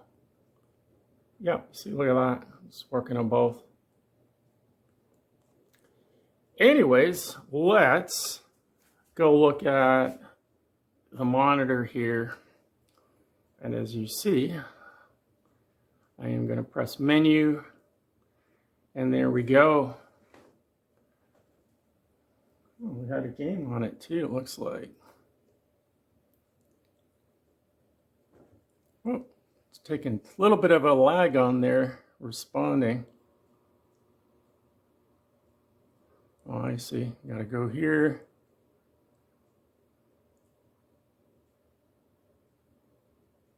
Is it gonna work?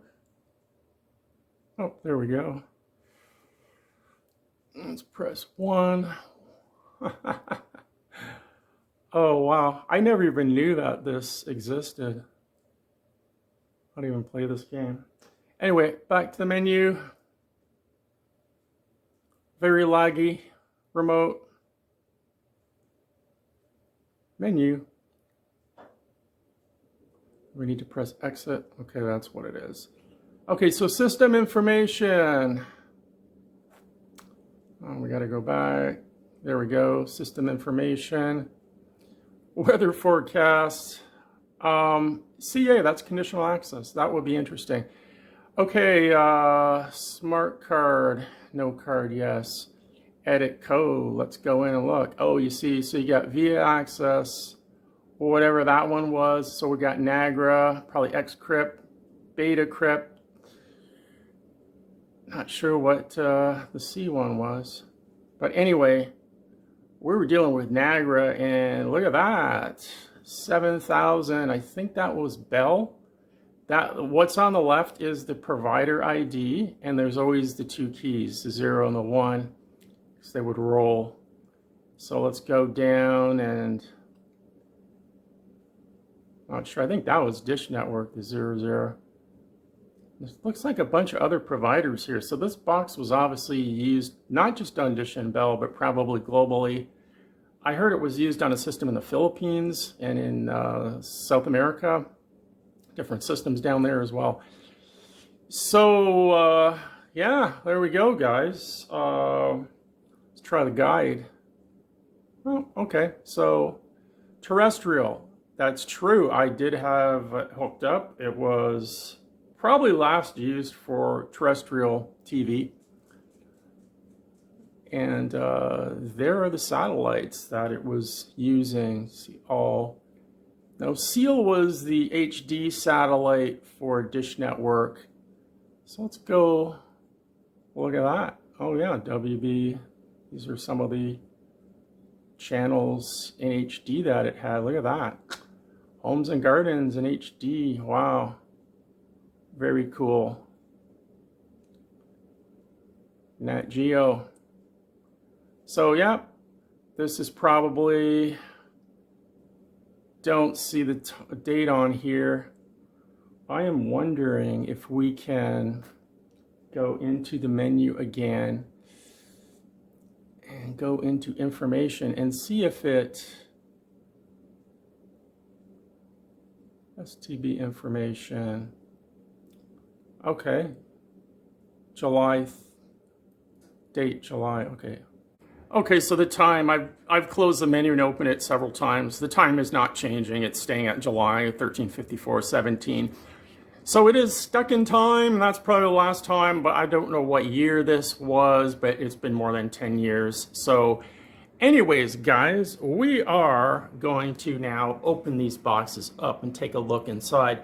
The HG unit especially is interesting because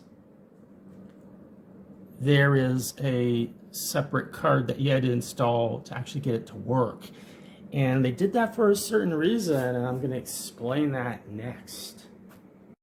Okay, guys, there we are with the cover off on the HD box. And yeah, it's a very nice, actually, receiver inside.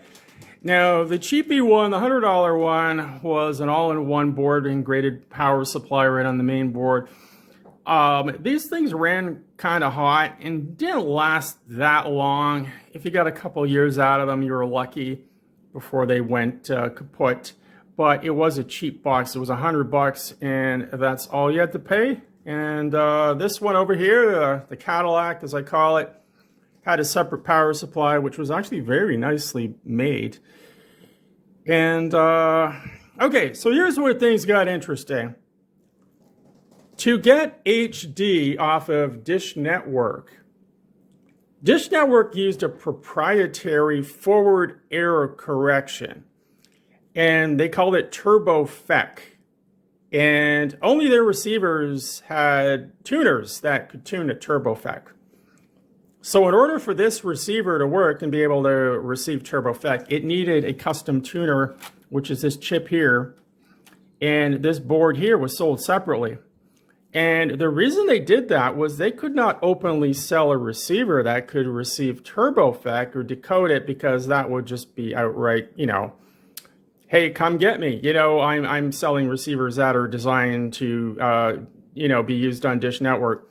So what they did is they sold this box as an FTA receiver, and you had to buy from a separate source, totally sold separately, this board here, and you had to install it and plug in these ribbon cables, as you see here. And on the back, you had to put this jumper in between here and here. And what was really interesting was they were trying to disguise, they had a hole on the back, a knockout, with a little rubber plug in it, and it said UHF remote antenna. Okay, so they were disguising that hole. If anybody said anything, well, you got a hole in the receiver for this thing. No. That hole is for the UHF remote, which didn't actually even exist. The whole purpose was, well, it was a conspiracy, right? They knew they couldn't sell the box openly with the ability to tune into Turbo FEC.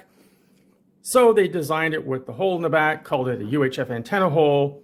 UHF remote never existed for this box. However, they sold these boards separately, and you could buy them, you know, kind of underground on different forums and whatever. and you would get it and you would pop it in your box, plug it in these ribbon cables, put the jumper on the back, and voila, you had a receiver. Now that could tune to TurboFEC and tune into Dish Network's HD channels. So guys, that's how that was done. And what we're gonna do next, I'm gonna show you some videos on YouTube I found of people actually selling these boxes. It's still on YouTube, it's really funny. Probably one of them was from about 13 years ago. So here we go, guys. We're gonna take a look at some videos now, stand by. So here was a guy actually 13 years ago selling Infusion receivers using YouTube. Hi, my name is Mac. Welcome to IncredibleFTA.com. We are viewing Infusion Phoenix, a slightly advanced version from their basic model Solaris, and we're going to go over some of the functions and features of this receiver with you. In the front panel, you can see that they... Okay, we're not going to listen to him. He's kind of boring, but just interesting seeing somebody was doing this on YouTube. You get 2 thumbs up. And somebody down here left a comment, said this product doesn't work anymore. Lol, haven't you heard of IKS or card sharing? Yeah, let's go click on his store link here. And as you see, he's no longer around. Okay, guys, that was kind of funny. Powered by Infusion. Was quite a cool name and quite a cool concept how all of this worked. These boxes connected out to the internet, to some type of a cloud server, or servers that were scattered all over the world, and those servers were known as the Sun servers. So there you go, guys. And what we're gonna do next is I'm gonna actually try to hook one of these up to the internet, and we're actually gonna run it through one of these Linksys routers. And we're gonna see, looking at IP tables, what it's trying to connect to. That'll be interesting. Okay, guys, let's do that next. There's a Meshtastic under test in the backyard. Testing has been going really good. But today, we're looking at Infusion, and we're going to check out the Infusion receiver, what IP it connects to. So what I've done here is I got this Linksys router going. The yellow cable is my computer. The white cable next to it is going over to that Infusion HD receiver. And the other one is connecting to my house internet. So guys, this is what we're gonna do. DDWRT is running on that router, and it's gonna allow us to see what the connection is when I turn this guy on here. So let's do that now. And we'll wait for it to boot up. It is loading. And up there, as you see, it's saying no signal. Okay, we're gonna have a signal momentarily. Detecting device. Says it is, okay. Channel 251. It's not displaying anything yet. It's doing something here, the WB. Okay. So what we're going to do is we're going to go over here and active IPs 65. Let's look at this table. Okay, the 122 is my computer. So we are looking for an IP other than ending in 122. Not seeing it yet. Okay, there was a problem. It was set to a static IP, probably because it was being used with GU before. So I put it to dynamic, and look at that, it's got the IP 115. So if we go back over here now, we reload this page. Let's see if we got any 115s on here. So what I've done is I switched to the SD unit, the cheapo box, and I got it connected to the network. And as you can see, the lights are on, and it's acquired the IP ending in 131. Come over to the computer, and we can see 131. It's got a host name of HomeNet, but there is 0 connections going on, and that is interesting. It appears that it doesn't connect to the server or the Sun server until there is a satellite signal. That kind of makes sense because there would be no point in making a connection until it really needed to, because it would put a lot of extra traffic on their network. So what are we going to do? We're going to connect a satellite signal to it. Let's see what it does. Stand by, guys. Okay, guys, I'm down in Patch Bay, and I just want to show you what's going on down here. These are all different satellite dishes I have up on the tower and on the roof. There's one on 97 degrees. There's 110, which is dish. There's 119. 129 is actually no longer around that satellite. Defunct satellite. That was a SEAL satellite that had HD for dish originally. There's 82 HD for Bell. And then we're going to have 91 Bell. And then over here I've got the rotor, dish on a rotor. We have circular and we have linear. And then there's a couple test ports. So guys, I have connected this cable here, number 38. That's going up to the kitchen. So I'm going to give 119 satellite. That's Dish Network's main satellite. That is going to be going to the box right now. And we're going to see if we get a connection now. So there's cable 38. We got a splicer. We'll bring it down here. Things are getting kind of crazy here with all these wires. But hey, this is experimentation and learning. This is getting interesting. I tried doing it with the SD receiver. Couldn't pick up a thing. What I found is there's really nothing that isn't TurboFEC anymore up there. So this receiver is pretty much useless now to do anything with Dish Network. So I've gone over to the TurboFEC unit, and look at that. See that green line? That means we have a good signal, a signal that it understands. And that is a TurboFEC signal, because I can tell by the FEC that they're using. If we go over here, we can see right there, you see that 21500. That is usually what they use for TurboFEC, is that symbol rate. So 12253, and we are going to try to find those channels just for fun. Anyways, here we go, guys. Let's see what happens if we do a TP scan, which is the green button. Let's push the green button, and away it goes. Let's see what we get.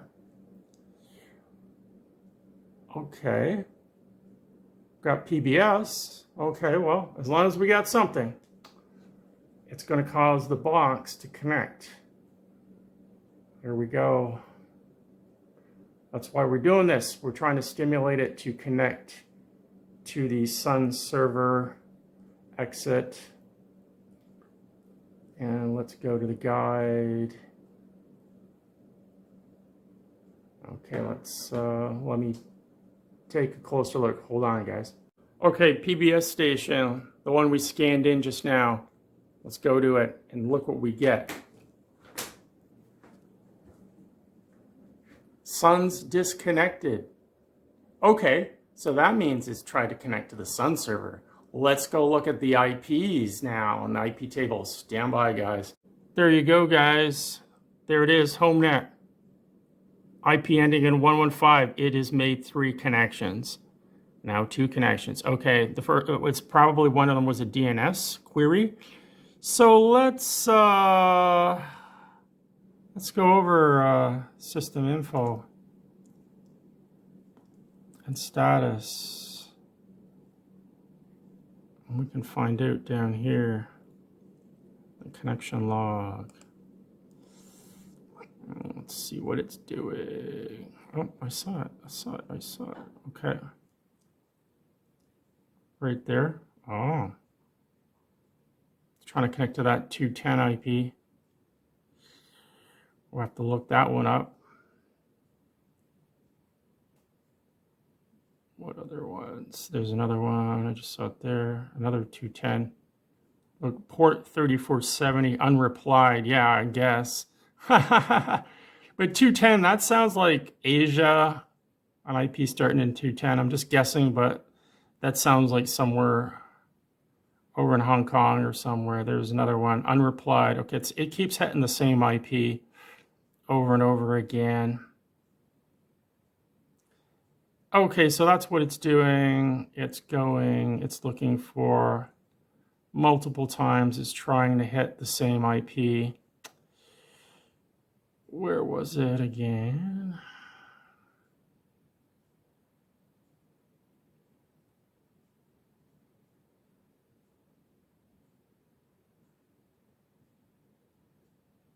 There it is there. Okay. So it's that IP, 210. Copy. And now let's go over to Aaron. And we will query Aaron, the American Registry of Internet Numbers. The best place to do your IP who is China.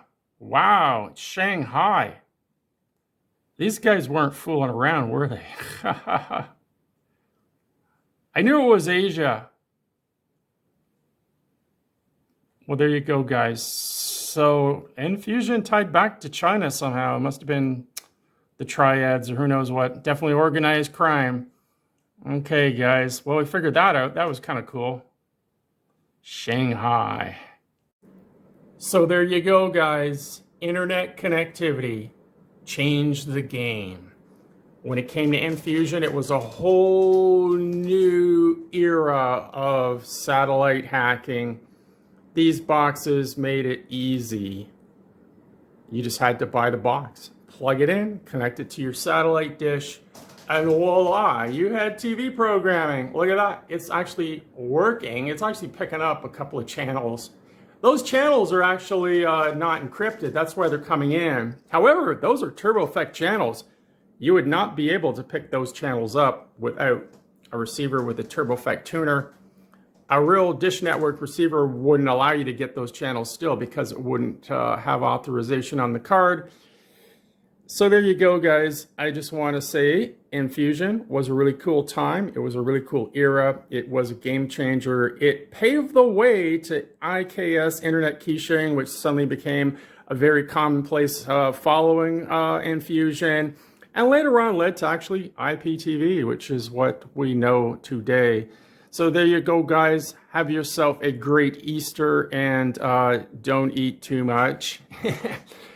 Okay, there we go, guys. Wheelers and dealers. Wow, that's actually kind of funny. The wheelers and dealers. Reference all those years. Enfusion, those guys were the wheeler dealers, man. Coming up with this concept. It was brilliant. Really brilliant, brilliant concept. There you go, guys. Have a good one.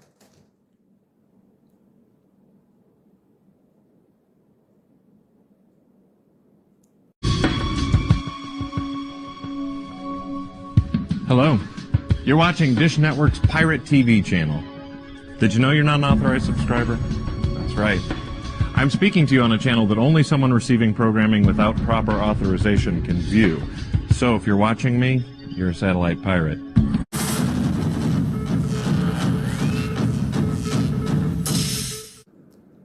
Hey guys, welcome back to the channel. And today I'm going to play you a video from 2001 on hacking access cards. Now this was actually a new special done by Tech TV. Probably remember that channel if you were around back then, but it was an episode of cybercrime and it was about hacking DirecTV cards and the whole scene and situation that was taking place. And it was pretty cool at that time. And Tech TV did a really good documentary on it. And I found the tape, and I'm going to play it for you guys. And yeah, it's pretty cool, actually. I think you're going to like it. It also covers hacking cable TV in the day, which was also something that was kind of popular besides satellite. So here we go, guys. And I'm just going to fire up my encoder here, which is going to convert this tape. And here we go, guys. I hope you enjoy it. All I gotta do is press play. Here we go.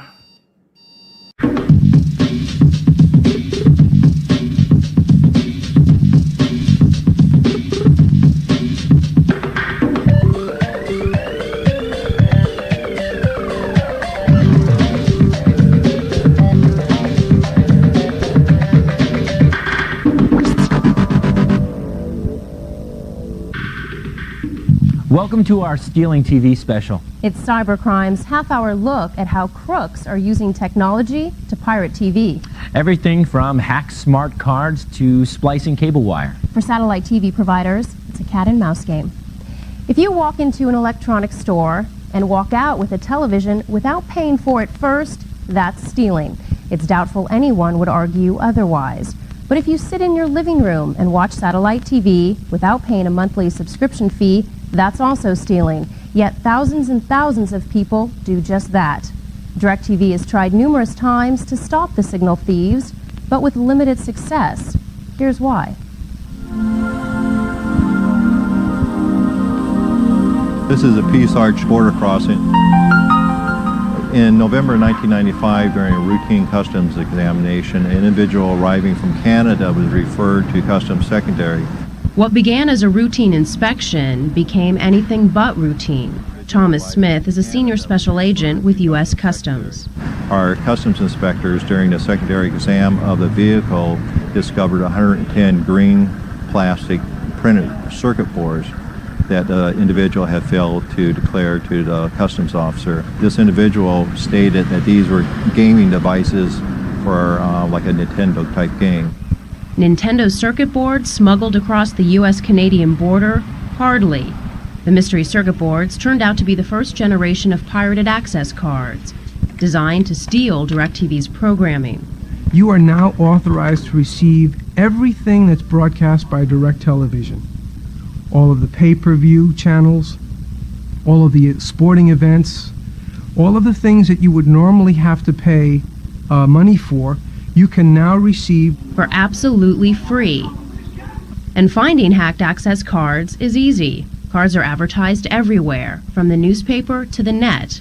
Rudy Orhalis is with the Computer Crime and Intellectual Property Division of the Department of Justice. There are literally hundreds of thousands of these cards being sold through the internet and through other sources. So Direct Television estimates that their annual losses is in the millions of dollars. These smart cards, or H cards, are the key to DirecTV's programming and revenue.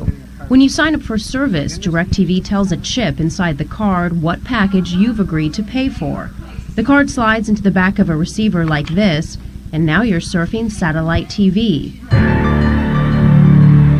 But hackers have figured out a way to alter the chip inside the card, giving it new instructions. In essence, telling the card you're authorized for every type of programming offered by DirecTV. And the only cost? The receiver and card. If you go to the web, to the internet now, you'll find that there are still a number of sites that are offering these cards. And they range anywhere from $300 to $500 per card. A one-time cost compared to a subscription fee that can run as much as $83 a month for all programming except for selected pay-per-view channels. Add those, and your bill adds up too. Assuming that you would normally have to pay about $105 per month for movies and programs and all of the Showtime and HBOs, you figure it's going to take you 3 months to recoup the money that you've invested in this card. Anything after that is gravy. And if you're a sports or movie fan and order a lot of pay-per-view channels, that can turn out to be a lot of gravy. But why are the cards coming across the border in Blaine, Washington?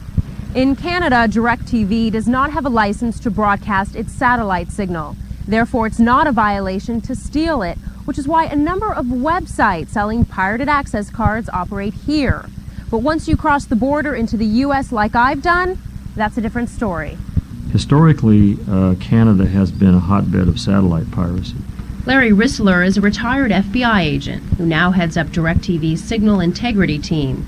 It's his job to protect DirecTV's programming. The satellite signal, although intended for the United States, the footprint actually spills across the border into Canada and Mexico and even further than that. It would be like shining a flashlight on a wall to illuminate a speck. You would illuminate the speck, but the outside edges of the flashlight's footprint also cover other areas of the wall. But again, since DirecTV's programming is not supposed to be received in Canada, the only way to watch it there, regardless of the satellite footprint, is to steal it. As a result, many of the individuals who are responsible for developing the hack for the DirecTV system have and still reside in Canada. So who's buying the hacked access cards coming across the border, and what can be done to stop it? Up next, custom agents go undercover to catch potential buyers and distributors in the U.S. Every person that came to the website, yes, did know that this product was illegal. We either told them in our telephone conversation or they read it on the internet website. Regardless, thousands of illegal access cards are bought during Operation Smart Card. Our special report on stealing TV continues after the break.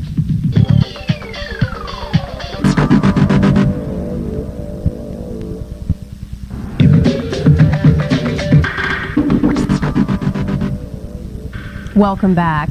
6 years ago, DirecTV began broadcasting its signal, and ever since that time, it's been fighting satellite piracy from people who've persistently figured out ways to get around paying for it without getting caught. Now the federal government is joining the fight with the largest undercover sting operation targeting smart card buyers. Here's a conclusion of our story. DirecTV, the company responsible for bringing satellite TV into 9 million homes across the country, is in a war. Not against other satellite providers, but against hackers who've unlocked the key to stealing DirecTV's signal right out of the sky. It's called the black market. A black market that yields plenty of green. One of these hacked access cards sells for as much as $500. And while DirecTV won't put a dollar figure on its losses, Larry Rissler, head of the company's signal integrity team, admits the hacked cards are hacking into DirecTV's revenue stream. Clearly it's a problem. We've never quantified it. I don't want to overstate the problem, but yes, we are denied programming revenue and we incur significant costs as a result. Standing inside DirecTV's network management center, it's easy to see why DirecTV would want to protect its property. You're looking at more than 400 channels of paid programming. In the past, DirecTV has launched electronic countermeasures. This entails sending out a signal that disables pirated access cards. It was called Black Sunday, January 21st, 2001. For those using hacked access cards, it was the day DirecTV died. TV screens across the country went blank except for this message, a temporary setback for those using illegal cards. On occasion, the ECM will actually fry the software, making it unusable. In some instances, it just simply stops the software from using as long as the signal is in the data stream. In addition to that, we have, of course, also swapped out our access cards on one occasion, sent out new cards with new codes. Unfortunately, they were hacked. Just one of many attempts to stop signal theft. The other, and perhaps most significant to date, Operation Smart Card, conducted by U.S. Custom agents in Blaine, Washington. Since 1995, agents have seen illegal cards coming across the border, but haven't been able to touch sellers operating websites in Canada. So agents decided to go after U.S. citizens buying and distributing hacked cards. This was the first case that had ever been done of an undercover nature where there was any internet involvement. Senior Special Agent Joanne Zylstra is with U.S. Customs. Her small team decided to beat access card buyers at their own game with a phony website designed to look like the real thing, right down to the legal disclaimer. Every person that came to the website, yes, did know that this product was illegal. We either told them in our telephone conversation or they read it on the internet website. But that didn't stop people from flocking to the website. Before long, custom agents were operating a booming illegal online business. Joanne, look at this order that we got. For 9 months, agents operated the website, which is now offline. The main goal was not to identify individuals buying 1 or 2 cards. Rather, agents were trying to locate people acting as distributors who would buy cards in bulk and resell them. Although most of the transactions were conducted online, there were some phone calls and sometimes face-to-face meetings. It looks like probably about 100 cards a month for me. You know, that would be comfortable. If I get any bigger, you know, that's in the 3 areas I'm in now. Yeah. Once I get that settled, once I get everybody settled in that, then I'll start going to other cities. The man sitting on the couch turned out to be one of the largest U.S. buyers and distributors. We can't show his face or give his name because he's still awaiting sentencing, and this undercover video is evidence in the government's case against him. but according to agents, he bought more than 600 hacked access cards. Other evidence was also collected, like photocopies of money that changed hands, cards that were sold. And by the time the website was taken offline, more than 3,000 cards were sold to about 120 individuals. The amount of revenue collected from people wanting to purchase these cards exceeded $500,000. Rudy O'Hollis is the coordinating prosecutor for Operation Smart Card. Ultimately, 15 people were arrested and charged in connection with a plot to steal DirecTV's programming. It is a form of piracy. There are copyright laws that are being violated. We refer to people who buy illegal software as pirates, and these people are doing the same, except that they are what they're purchasing is an illegal card. They're allowing these cards to be maintain a market for and a demand for these cards, and they are supporting a type of piracy. And although DirecTV is the obvious victim, it's not the biggest loser. I think end users should be aware that piracy is not a victimless crime. There are victims. That includes DirecTV, our retailing outlets, as well as our consumers. It's not just Direct Television that loses out on this. Don't forget there's a movie industry that's attached to this. There are a number of other industries that receive revenues, for example, from Direct Television. Next on HBO. And ultimately that means higher costs that have to be shared by legitimate subscribers, which means those people who do pay end up paying a little bit more. So everyone ends up paying in the long run. The man sitting on the couch in the undercover video is expected to be sentenced later this month. As for all of the hacked access cards sold during Operation Smart Card, they were neutralized once the investigation was over, and the money collected was sent to the Treasury Department. Still ahead on cybercrime. The honest consumer that is paying cable TV rates are subsidizing the people that are stealing it. Stealing cable, it's a billion-dollar business. When cybercrime returns, find out how you pay the price for cable piracy. Sky. Meanwhile, cable piracy continues to run rampant. Last year, more than 11 million people stole cable TV, according to the National Cable Television Association. They cut into cable lines and install descrambling devices to steal everything from basic programming to pay-per-view movies. And the legitimate users, well, they have more to lose than you might think. These people are stealing. It is not piracy, it is stealing. And I think piracy is this romantic word that's some swashbuckling thing, and it's not, it's stealing. It's a $6.5 billion a year problem, according to the National Cable Television Association. Cable piracy. Stealing or intercepting a cable television signal without paying for it. You may think it's a war against big business, or even a victimless crime, but are legitimate users paying the price of piracy? The honest consumer that is paying cable TV rates are subsidizing the people that are stealing it. It's a huge issue for these people. Nigel Ives is on the board of directors with the California Cable Television Association.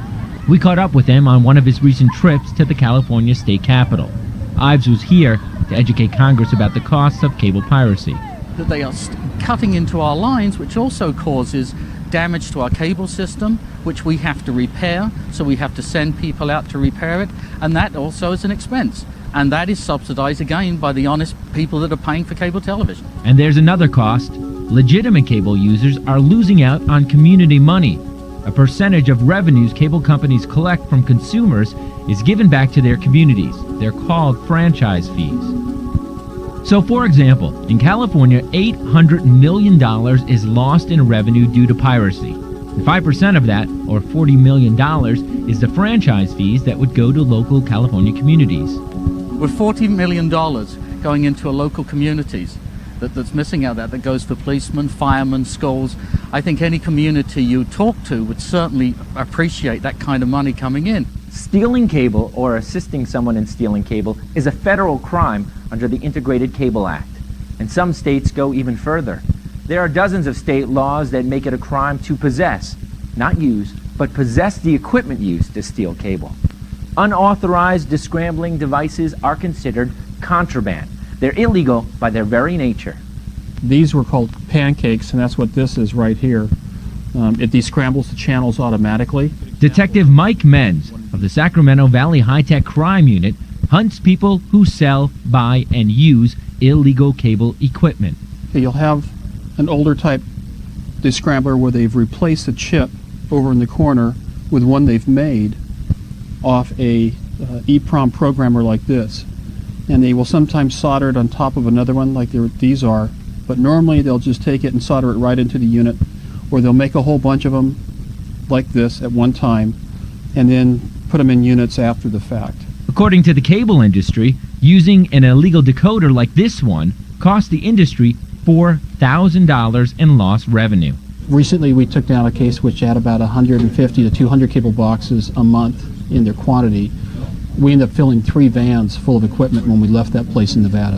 Menz's unit began investigating the case after learning that someone in California was buying all the used cable boxes they could find. And that person was ultimately connected to a supplier of illegal descramblers in Nevada. This all added up to a total of over $4 million in just one calendar year. Investigators confiscated detailed records of the sales, a list of people who allegedly bought the boxes, along with hundreds of illegal cable boxes and descrambling chips. Police say the business was run by 29-year-old Greg Edward Meskey from Reno, Nevada, and 29-year-old Robert Dale St. Clair from Richmond, Nevada. The men in this case targeted buyers by advertising in electronic magazines. But more and more cable piracy entrepreneurs are turning to the web to reach a broader target audience. The 2 men arrested in the cable bust in Nevada were convicted of misdemeanor charges related to selling the boxes. And as for the list of buyers in the case, well, the cable companies are considering whether to go after each of them in civil court. Our Stealing TV special continues after the break. Everything from decoders to how to do it, boxes, they actually have boxes for sale, books on how to do it. Cybercrime goes online in search of the equipment and the instructions on how to steal cable television. Our overwhelming results when we return.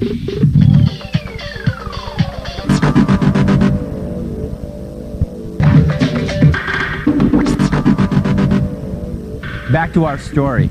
In part 1, we told you that it is simply illegal to possess an unauthorized descrambling device in many states. Yet that hasn't stopped thousands of websites from selling the equipment openly on the net. And instructions on how to steal cable, we learned, are only a click away.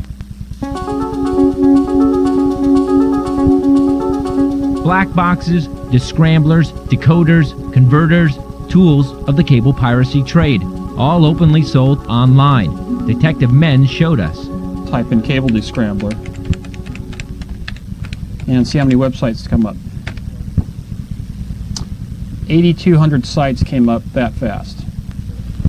Everything from decoders to how to do it, boxes, they actually are boxes for sale, books on how to do it. And even if you're not looking, the scrambling devices may find you. One cybercrime viewer pointed us to this site. The site claims it's legal to own your own cable descrambling box, as long as you notify your cable company. But even if you do notify them, experts in the industry say cable companies never authorize these boxes. Aside from using the web to buy the equipment, there are online memberships like Cable Pirate 5.0. Cybercrime bought this service using a credit card at a cost of $19.95 a month. We then had immediate access to a site filled with how-to plans. Everything from how to descramble cable TV with aluminum foil, to how to clone decoders for satellite TV, to how to figure out which descrambling method your cable company uses. Cable Pirate 5.0 pointed us to their disclaimer, stating this information is for entertainment purposes only. It's for entertainment purposes only. The plans themselves are not illegal to sell. And while it hasn't been tested in court, the federal law that makes it a crime to assist in stealing cable might be used to prosecute such sites. First Amendment advocates disagree, and until a legal challenge is made, websites that describe how to steal cable remain online. For now, law enforcement and the cable industry spends its time deterring individuals from actually using those online instructions. And the more we do this, I think the more that the general public realize, people that are getting it, that it's not a joke, that it has significant fines and up to jail sentences, and they realize that it is a significant crime, and they are starting to come around and bring these boxes in and sign up to legal cable service. For the first offense, federal fines for stealing or helping someone steal cable are as high as $50,000 and/or 2 years in prison. And in one recent civil suit in Illinois, sellers of illegal descrambling equipment were ordered to pay more than $29 million in damages. So Alex, I guess the question is, are people just trying to save money, or is it part of a bigger philosophy that the airwaves, TV should be free? I don't know. Should TV be free? Really? Well, we tackle that debate on the website. Go there at cybercrime.com. And with that, we are out of time for our Stealing TV special. But we appreciate you watching. We'll see you next week. We'll see you next week. Bye-bye.